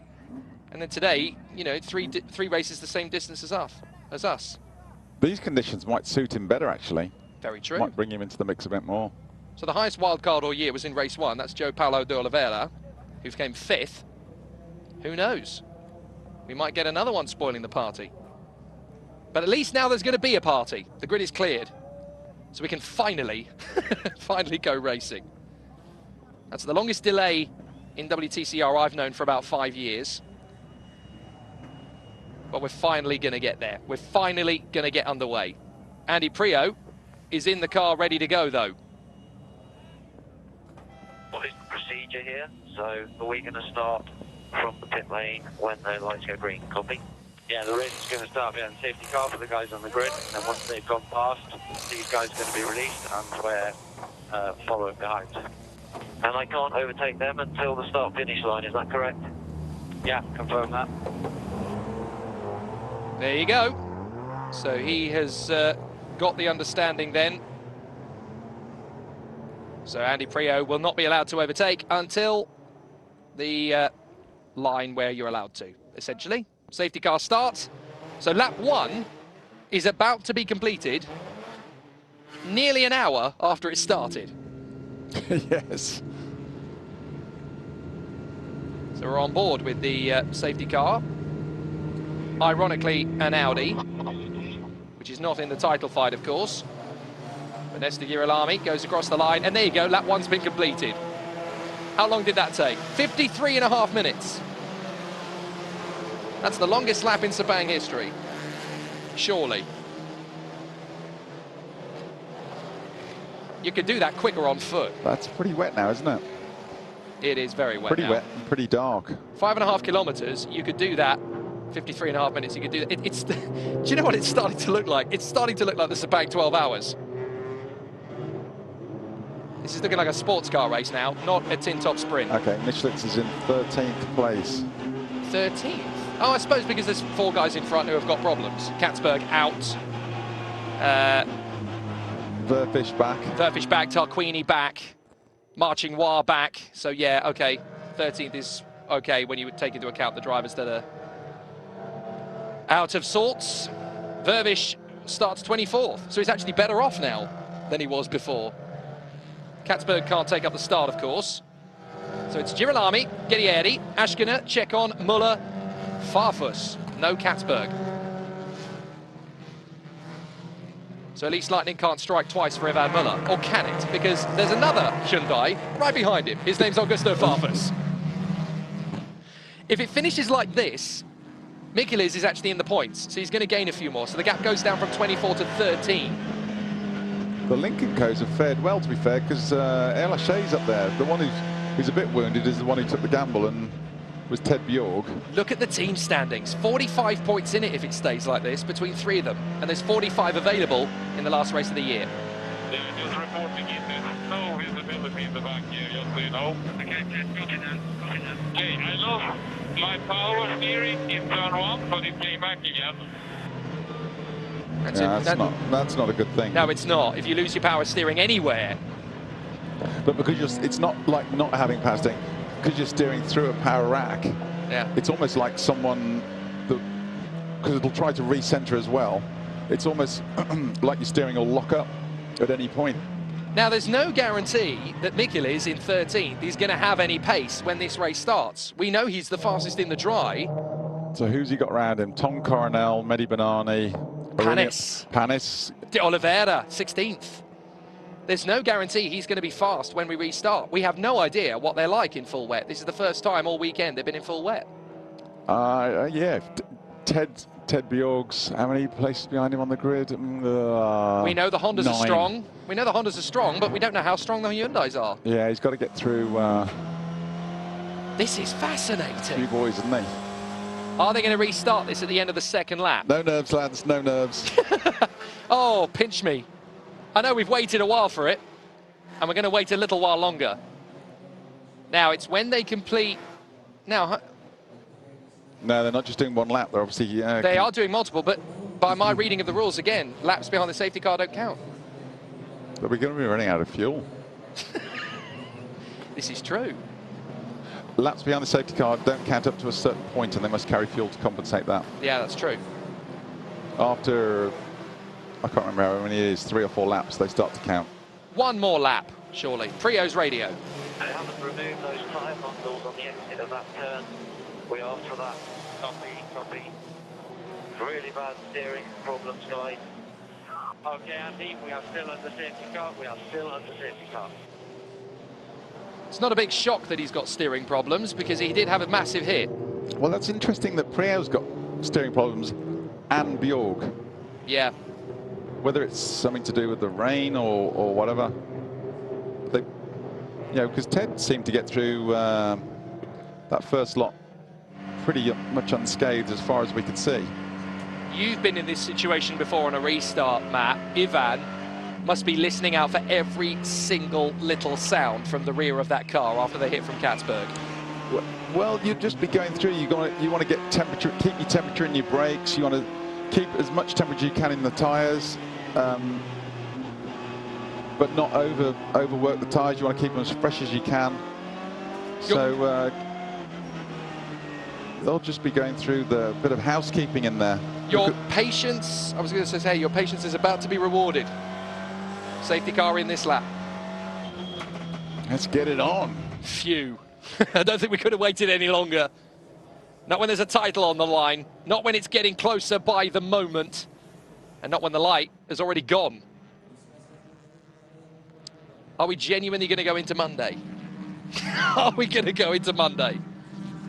Oh, we've got lights around the circuit. It's not like we can't run. And they have a 24-hour racing license, of course, Sepang. They do sports car races here, 24-hour races. Well, we had 5 abreast at a lot of places in the first start. We did. Wonder how many we're going to get, because visibility is going to be the key thing. Oh, I'm going to throw the dice here. Race win, Ivan Muller. Yeah, it could be a safe bet. That could be a good bet. I'm going to roll the dice. If anybody's going to make this their moment, it's Ivan Muller. I don't know. I reckon Guerreri will win it. Muller will be on the podium. Yeah, it's a good shout. And of course, that takes the title fight for all 3 of them down to the wire. What a setup. I'd put Chekon up there as well. I think he could be quite handy. Yeah. All I can say is, Martin, I'm so sorry. Martin Haven, calendar clashing. Boy, are you missing a shindig. We are going to start at lap 4. The safety car lights are out. How quickly is Nesta Girolami going to get out of the way for Esteban Guerrieri and then hold up the field like We've crazy? got to watch someone who's sat in his tail at the same time. Very true. Here we go. Ivan Muller in 5th position, almost into the back of the Alfa Romeo. Careful, Ivan. I know you want to get on with it. And here we go. At last, we are racing again in race 2. Good start by Girolami. Guerrieri already trying to tuck in behind him. He's got to be very careful about how they go about this. Maybe they should do a lap or 2 in formation first, then make the team play happen. They've got to think about this. Girolami's going to wait on the inside line, and Guerrieri's going to go around the outside. That's a brave lunge from the Argentine, as Muller is already going to battle with Farfus, and it's side by side for the Hondas as they come through. Is that Girolami in front? Muller driving round the outside of Farfus, and he's hit the door. He's going to get through okay, and that is Christopherson. Christopherson is all the way up there. Go, Johan! Well, if there's one person who's used to going sideways, it's Christopherson, isn't it? Guerrieri leads. Guerrieri leads. Oh, big moment from Askiner. He almost hit the back of the Argentine. And here we go. This is what we signed up for. This is what we're racing for. Tippy toeing through into the 2nd sector. Guerrieri, Girolami, Askiner. Just about saving that one. But we do have a lead change. On board with Muller. He's in 5th behind Chekon and ahead of Christopherson. Muller's screen is starting to steam up now as well. Look at the virtual driver's points now. Where's Michelis? He's 13th still. He's still 13th. Careful, guys.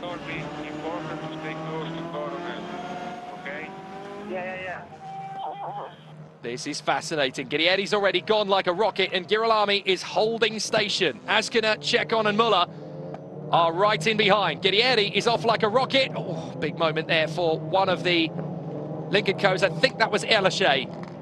Yes, it was. In behind Montero. Here comes Chekon up the inside of Askiner. You were right, Matt. He's looking feisty, but oh, he runs wide, drifts, bangs wheels. Askinar's back on him. Oh dear. That could have got spicy. Through the left-hander. Watch out for Muller. Watch out for Muller. Muller is going to have a go at this, and it looks like there's some fisticuffs going on further back. Looks like Erlache was getting a love tap through the left-hand flick. Down the straight.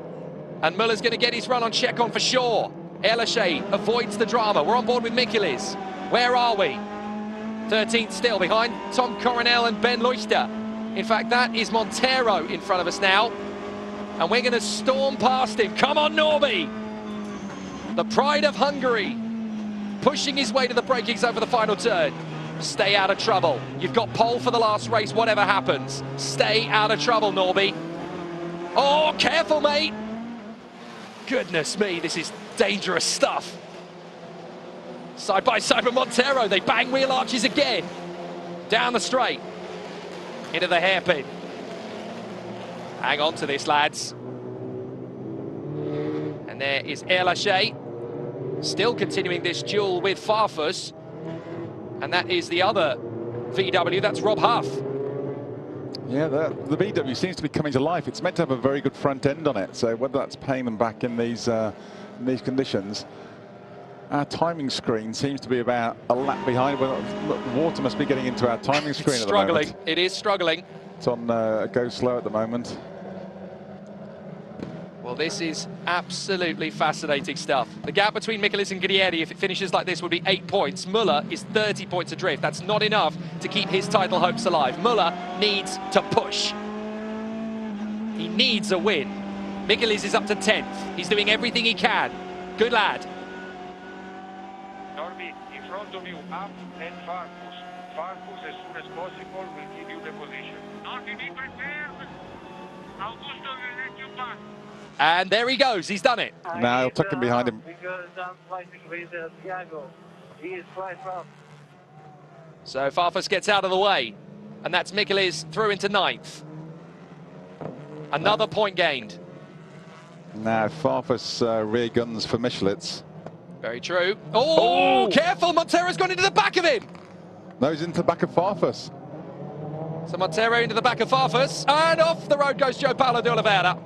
Here comes Michaelis on the inside of Rob Huff. He's in championship winning mode. There goes de Oliveira back on the circuit. It's the second time in as many attempts at start 2 he's done that, but Michaelis is up to 8th now, past Rob Huff. He is in the zone, Norbert Michaelis. Nothing's going to stop him winning this title if he's got any say in it. Rob Huff hustling him, keeping things going. Can he keep it together? Huffy's got a good run out. Guerrieri's still your race leader. Girolami's second. Askiner still hanging on to 3rd. A bold run from the young Spaniard. Check on there in 4th. Here comes Kristoffersson on the inside of Muller. Can he make it? He's there. He's done it. Good move from Johan Kristoffersson. He wants a race drive for next year, don't forget. So that's what his motivation Muller's is. got the run back on him. But who's going to be there in the braking zone? Here we go again. Side by side. Who's going to blink first at the braking zone? And Askiner's doing the same with Chekon. Askiner's beaten Chekon. Chekon going to make the switch back up the inside. Kristoffersson on the inside again of Muller. Muller go all the way around the outside. Not enough traction. And Askiner defends beautifully from Chekon. So Chekon's still 4th. Muller is now 6th behind Kristoffersson.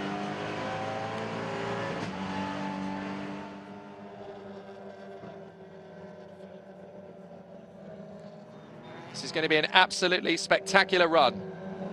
Girolami, Askiner, Chekon.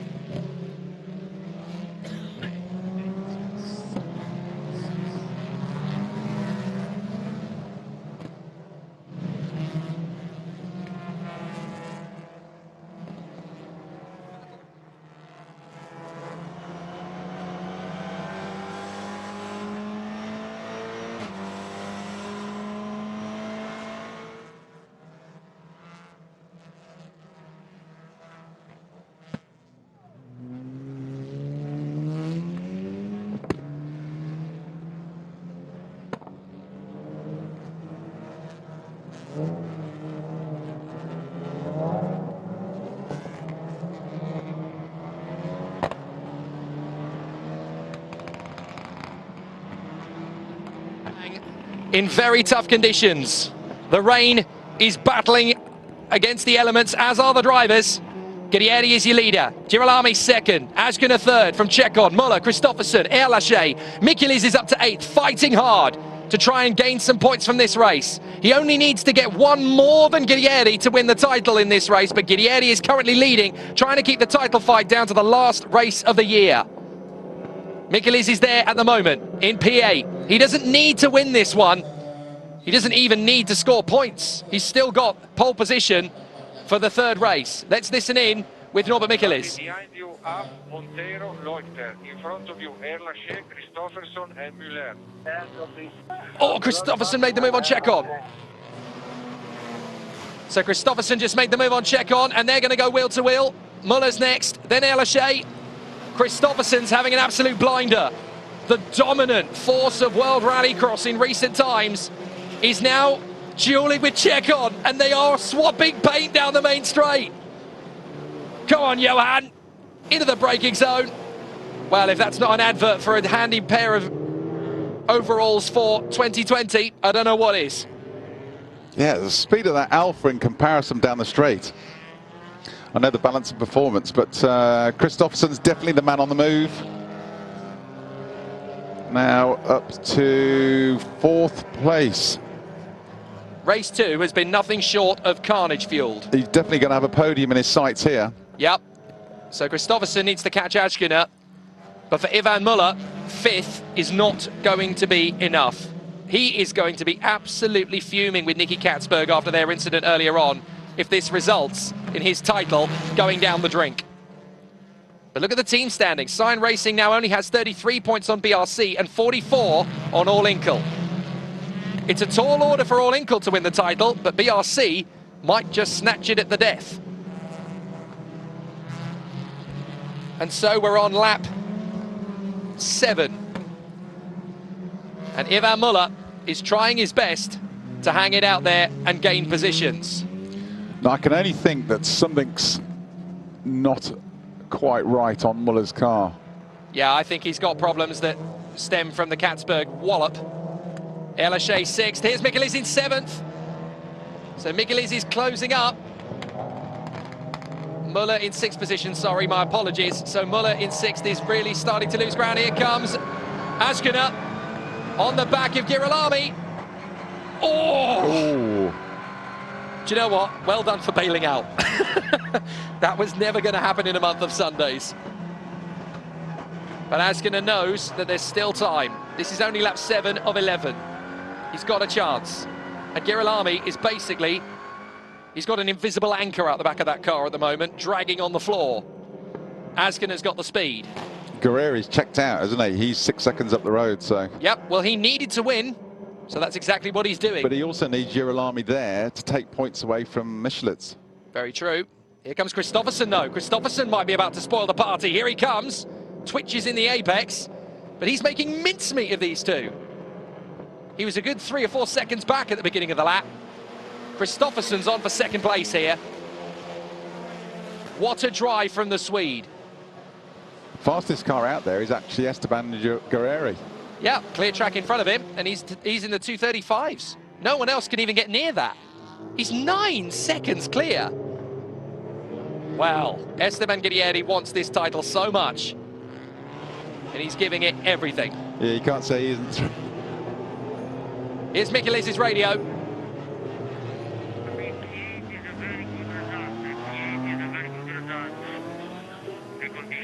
I know, Gabriel, but the car on the front is going down.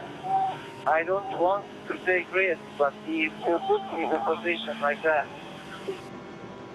I don't want to take risks.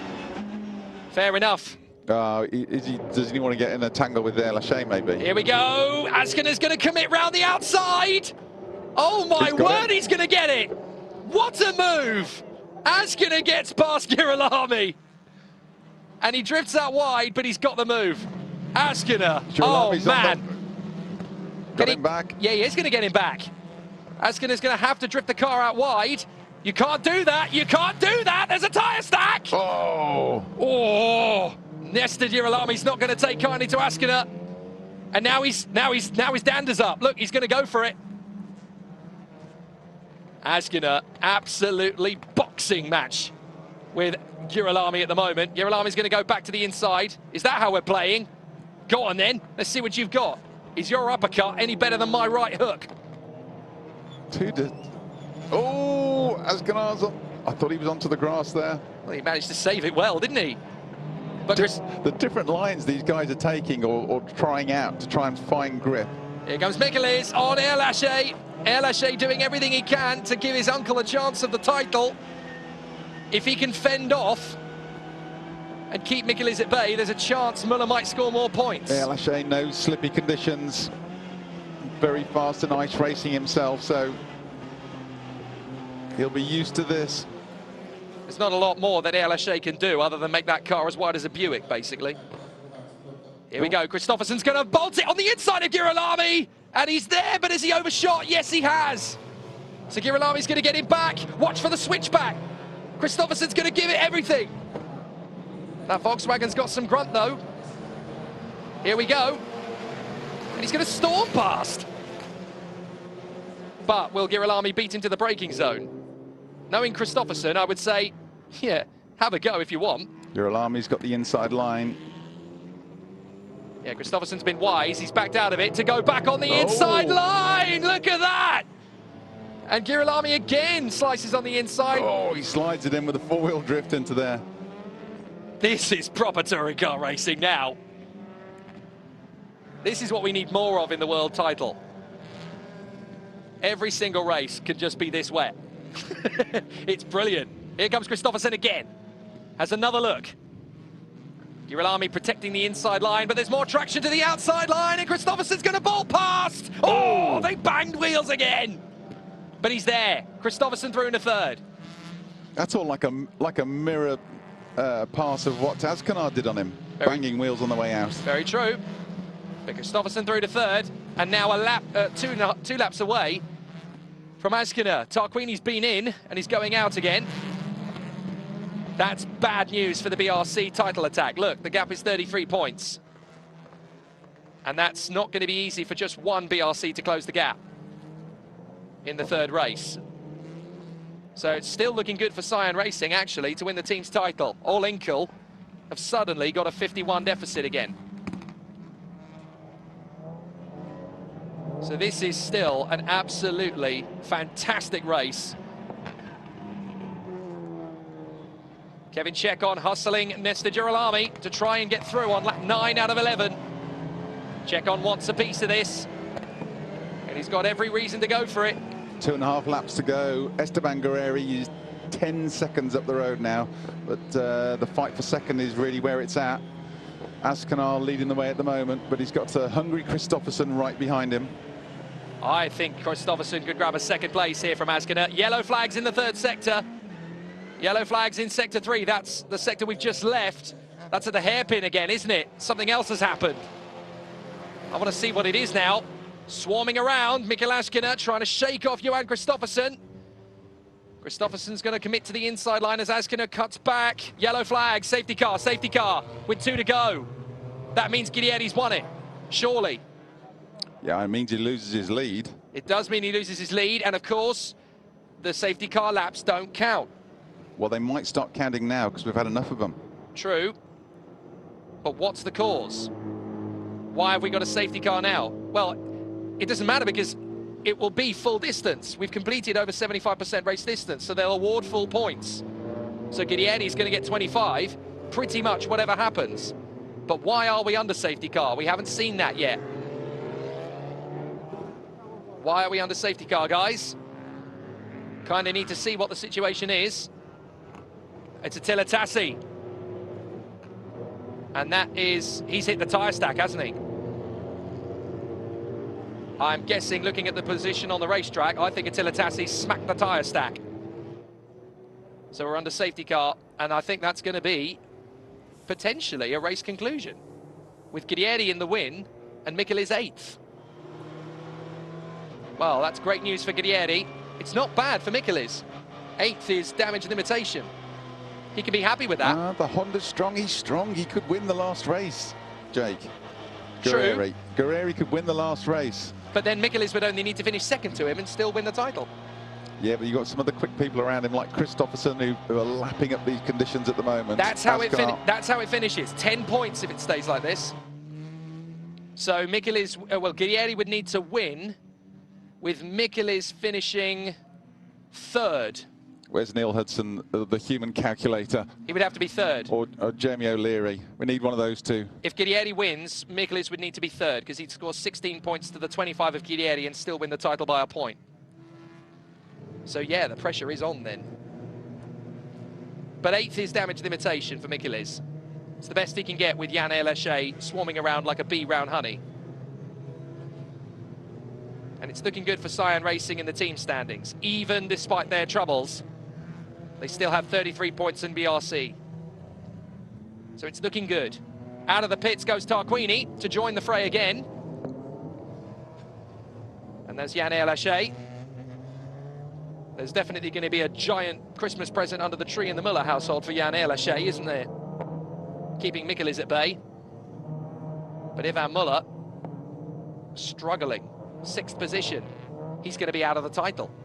Yeah, I thought he must have a problem, but it seems like all the Lincoln codes just haven't got the pace. Yeah. Well, they knew that coming in. They've got a 30-kilogram deficit to Hyundai, 40-kilogram deficit to Honda, and they've done no testing here. Winning the title in their first year is still going to be... But on the compensation weight, they are only 10 kilos heavier than the Honda? Yeah, true. Because the Honda's carrying weight as well. True. 20 kilos. But then you've got to remember that this is the first ever year for Cyan Racing's Link & Co project. So to win the team standing in their first year will be pretty special anyway. And back home in China, they'll be absolutely delighted at Link & Co. Frantic conversations on the pit wall at BRC. The field is held up. Well, his lights are on, so in theory, this is the end of lap 10. They will finish under the safety car, one more lap.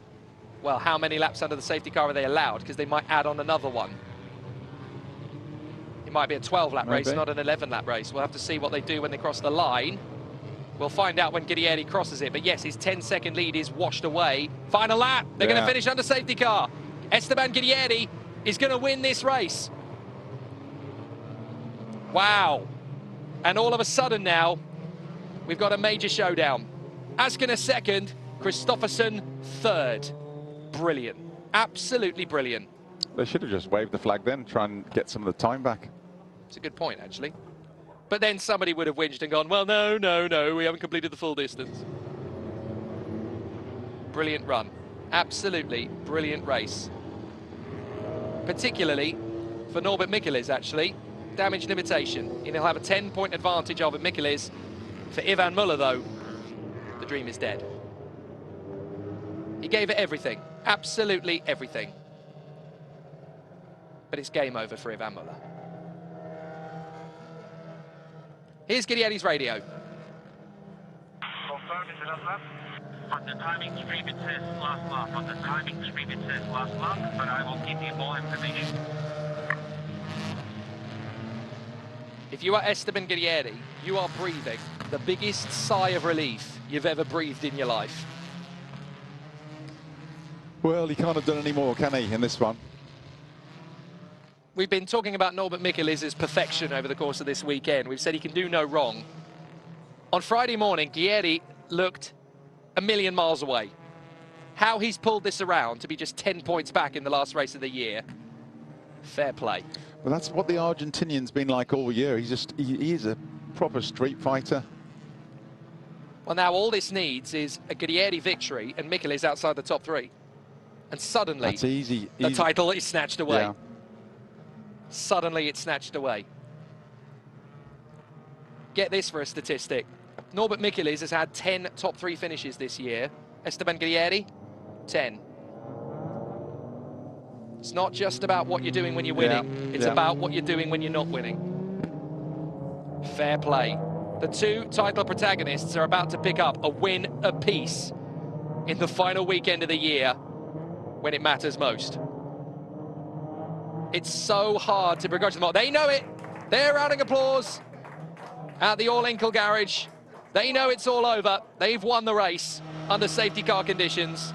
Guerrieri's not going to believe it yet. He hasn't crossed the line yet. And I wouldn't start applauding until that car's definitely crossed the line. I've seen cars break down under safety car before. Oh, but you know who's starting right behind Guerrieri in the final race, Jake? Norbert Michels. Oh, no. Nicky Katzberg. Oh, no. Oh, dear. And Gabriele Tarquin is on front 3 rows as well. So he is literally in danger zone. He's on his own. There's no other Hondas up there. The first Honda is Girolami in 9th. And he's got 3 Hyundais right on him. Oh, boy, I can't wait for this. Out of the final turn. I feel sorry for him already. Yeah, Esteban Guerrieri crosses the line under safety car and wins the most important win of his year. He's now just 10 points back from Norbert Michels with a title on the line.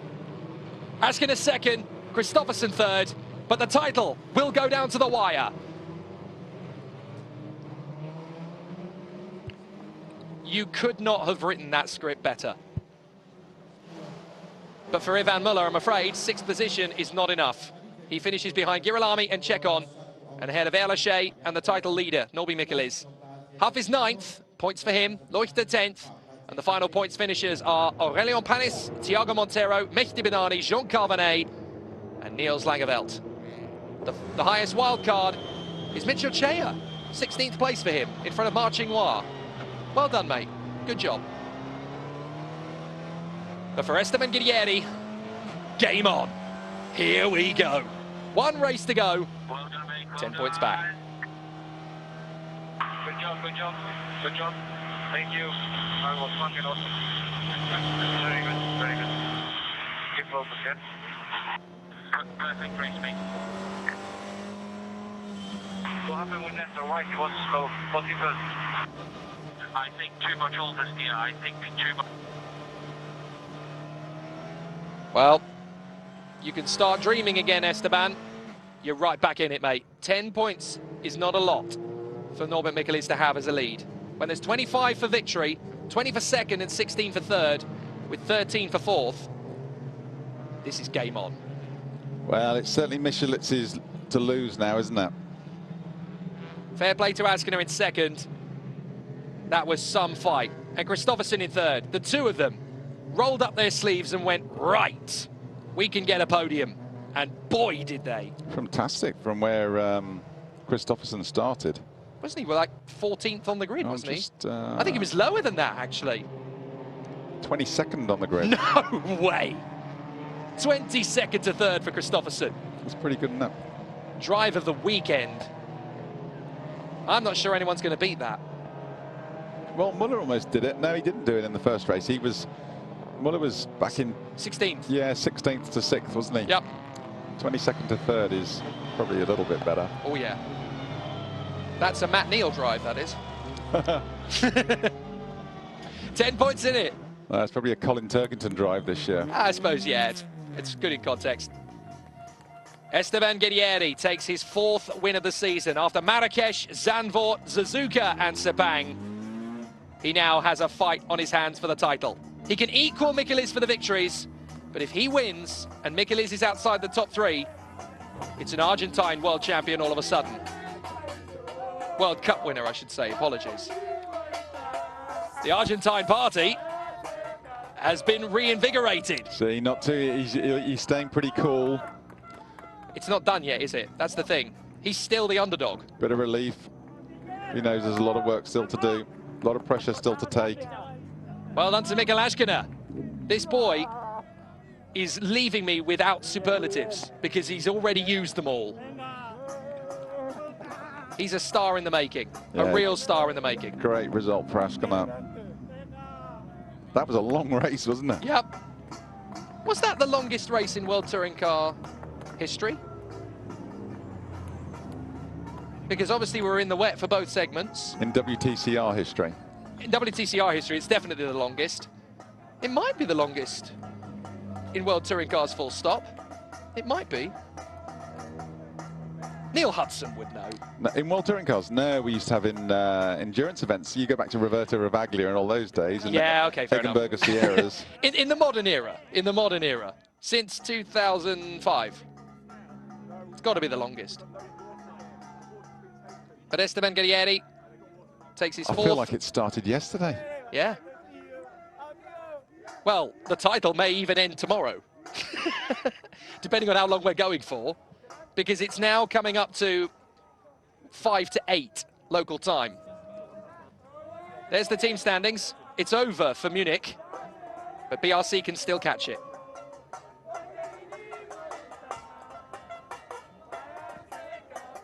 Alex Legui has found the winner. You are getting ever closer. You've now closed the gap. 10 points between you and Norby. Your 4th win of the season. 9th to 2nd on that first lap. Esteban, what a ridiculously good race. Yeah, it was so amazing. many ways. It was amazing, yeah. I really gave it all. In the first lap, I kind of visualized what could happen, and it happened.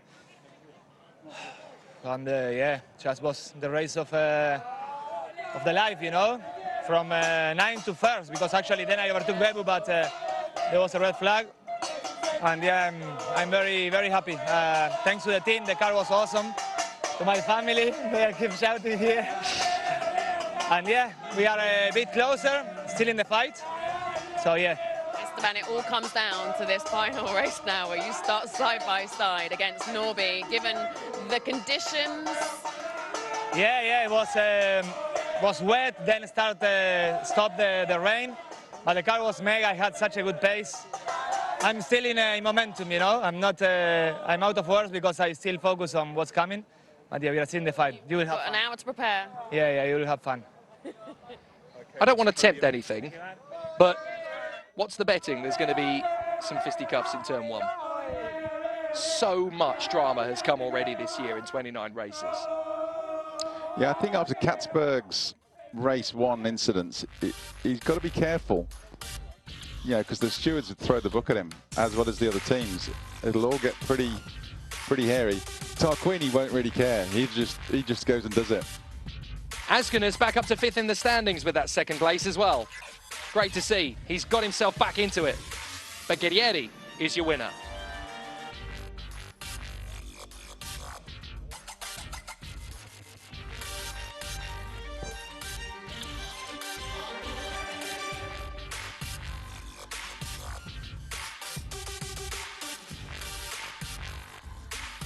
The last time I looked forward to a touring car race with this much trepidation was 11 months ago, when we had the shindig at Macau. But here's the result. Guerrieri from Mikael Ashkiner and Johan Kristoffersson, a brilliant podium. Nestor Girolami and Kevin Chekon from Ivan Muller and Jan Elaché. Norbert Michelis in 8th, not a bad finish under the circumstances. Rob Huff and Benjamin Leuchter in the top 10. From Aurelion Panis, Thiago Montero, Mehdi Benani, Jean Carvenet, and the last point scorer is Niels Langeveld. The leading wildcard is Mitchell Chea. From Marchingnois, Joe Paulo de Oliveira, Augusto Farfus down in 19th, and Tom Coronel in 20th. Andy Prio is 21st from Hafiz Yarin and Ted Bjork. Douglas Koo is 24th from Fred Vervish. Gabriele Tarquini, after a pit stop, down in 26th.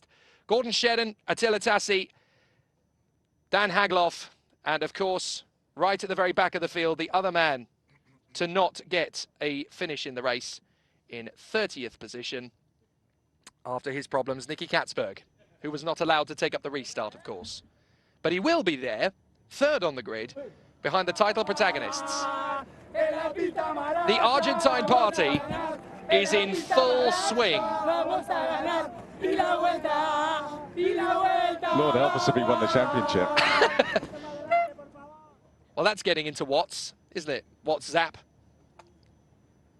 That'll find its way there. WTCR Fun Bus. Yep. That's the bus I want to drive. It's pretty cool. The window lickers go in the back. Michelis is 10 points in front of Esteban Guerrieri as we go to the final race of the year. Muller and Bjork are now out of it, sadly. But the fight for 5th continues. Ashkiner, Tarquini, Elaché, Kristoffersson, Girolami and Venet, all still in with a mathematical chance of 5th in the standings. That's pretty special there for a season finale. And in the teams battle, it's just 2. Cyan Racing and BRC Hyundai. But the gap is 33 points. It's a big task. But can BRC Hyundai Squadra Corse catch up to the Cyan Racing Lincoln Co's? Only time will tell.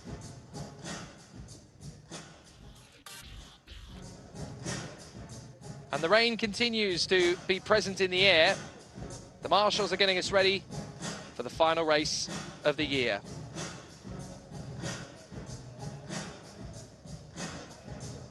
Party atmosphere potential here at Sepang. I've never seen such enthusiastic brushing.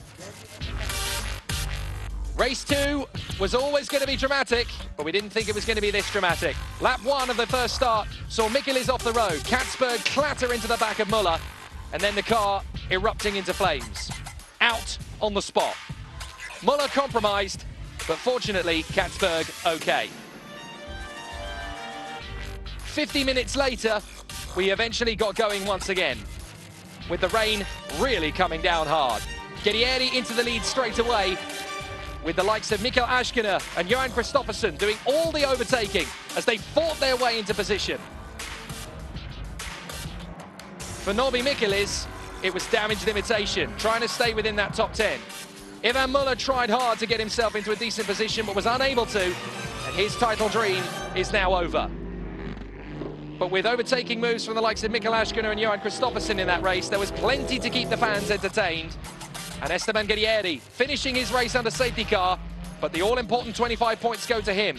And now there's only a 10-point deficit to Norby Michelis. If he wins race 3 and Michelis is off the podium, the Argentine could still win the world title.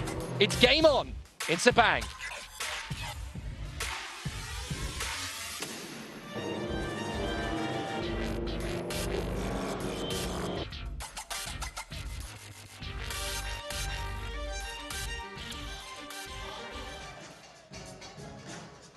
Well, it's definitely a big party on the main straight. You'd think the season was over. We've got one race to go. As 50 Cent reigns out over Sepang, there is still, of course, one race to go. And these guys might still walk away with the team's title, even if they are not going to walk away with the driver's title. I mean, the positive thing, it looks like they got Prio's car back together and in ship-shape form again. There it is, 10 points between Norbert Michelis and Esteban Guerrieri. Remember, 25 points for a win, 20 for second, 16 for third, and 13 for fourth. If Guerrieri wins and Michelis is off the podium, the Argentine snatches the title at the very last race. This is very much mission perfectly feasible. There's still some good battles down the midfield as well, so there'll be a few drivers who'll want to snatch a point or two before the end of the year. Rob Huff is still in mathematical chance of getting fifth in the driver's standings. He'll have to win, but it's doable. But what a fantastic end to the year. A showdown under lights in Sepang. And of course, we found out earlier this week that they'll be doing it again next year, as the title fight, of course, continues on into 2020. The calendar will look very similar, with the addition of 2 events and the disappearance of another 2. Zandvoort, of course, is going to be replaced by Motorland Aragon in Spain. And the Suzuka circuit in Japan is going to be replaced by the all-new Inje Speedium in South Korea. That's going to be interesting to see how that goes down in the first year. Look at this party.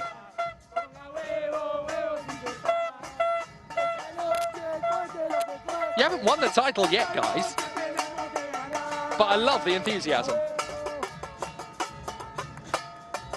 They're not going to stop that until the third race begins.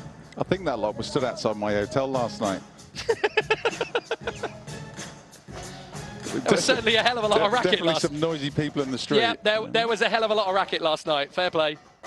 Here we go. What a podium this is going to be.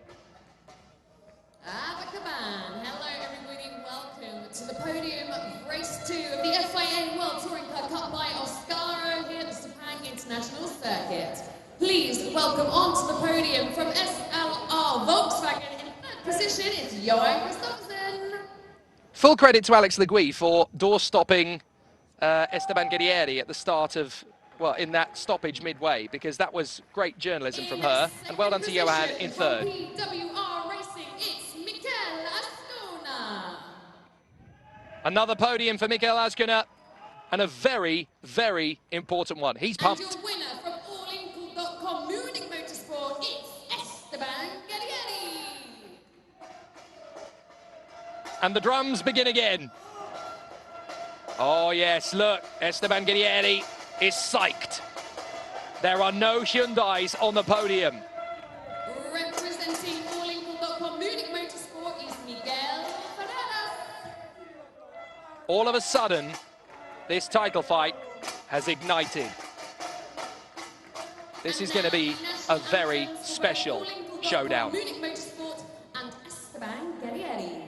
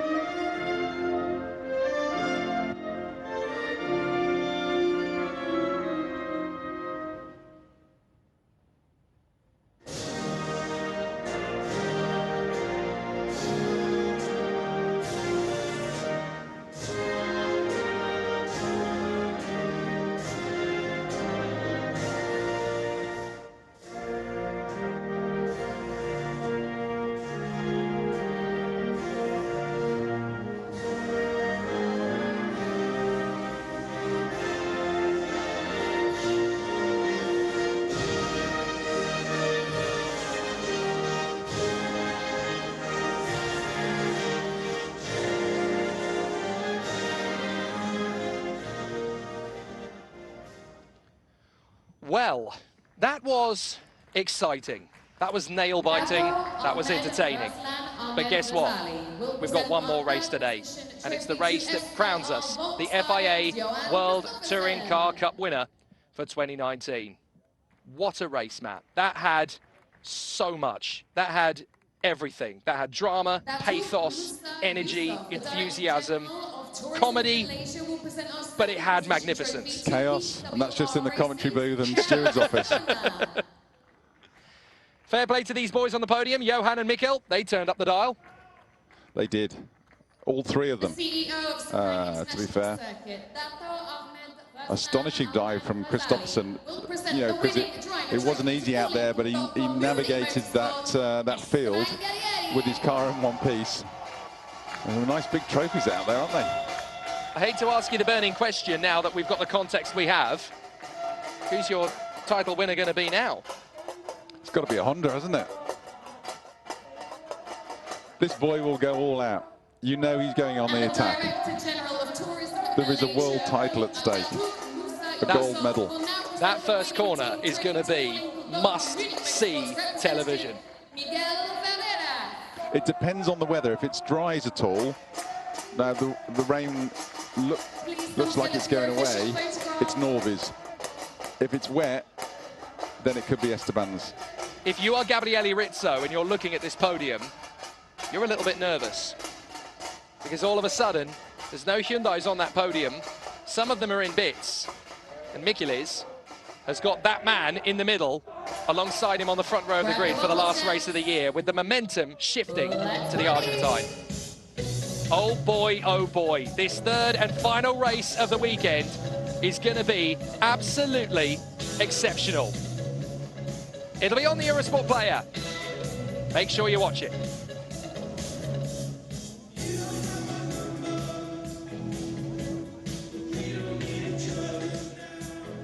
Sepang was always going to deliver something special and magical, but we had no idea what was in store for race 2. Marching Noir started from pole position. He didn't even make it to the points. Chaos and drama throughout. A first lap that saw Muller and Katzberg in the wars. Mikilis, damage limitation in the points.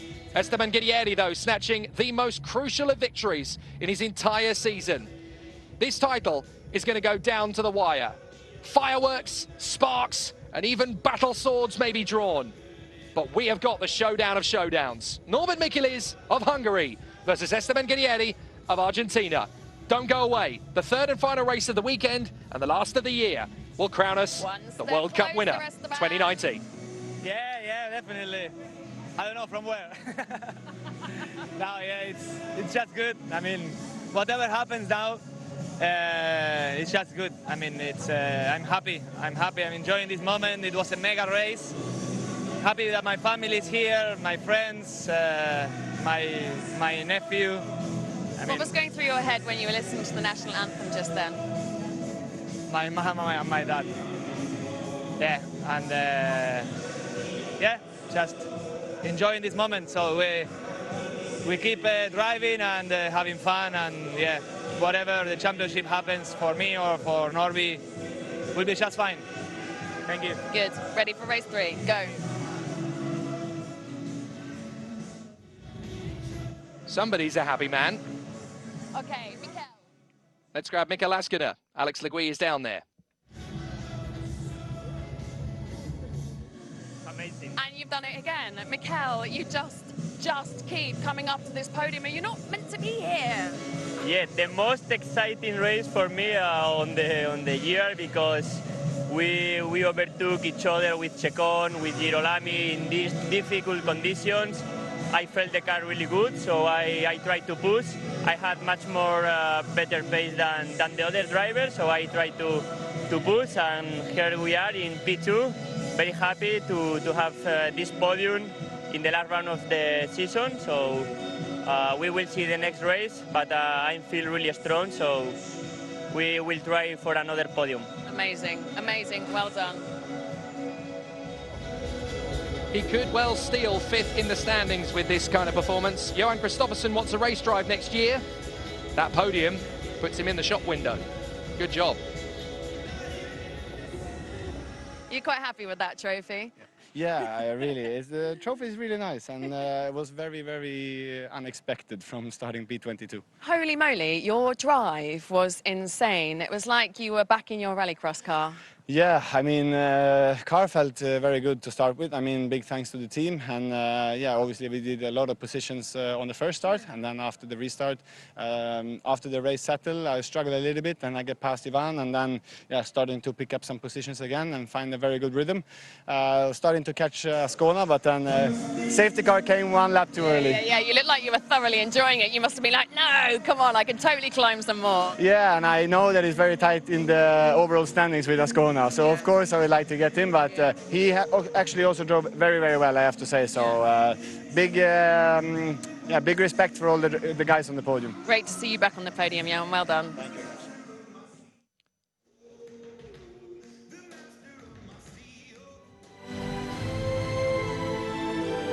Esteban Guerrieri is just one race away from getting this job done. He's got a win with Micheliz in fourth, but all of a sudden, the pendulum has now swung to the Latin American. Can he finish the job?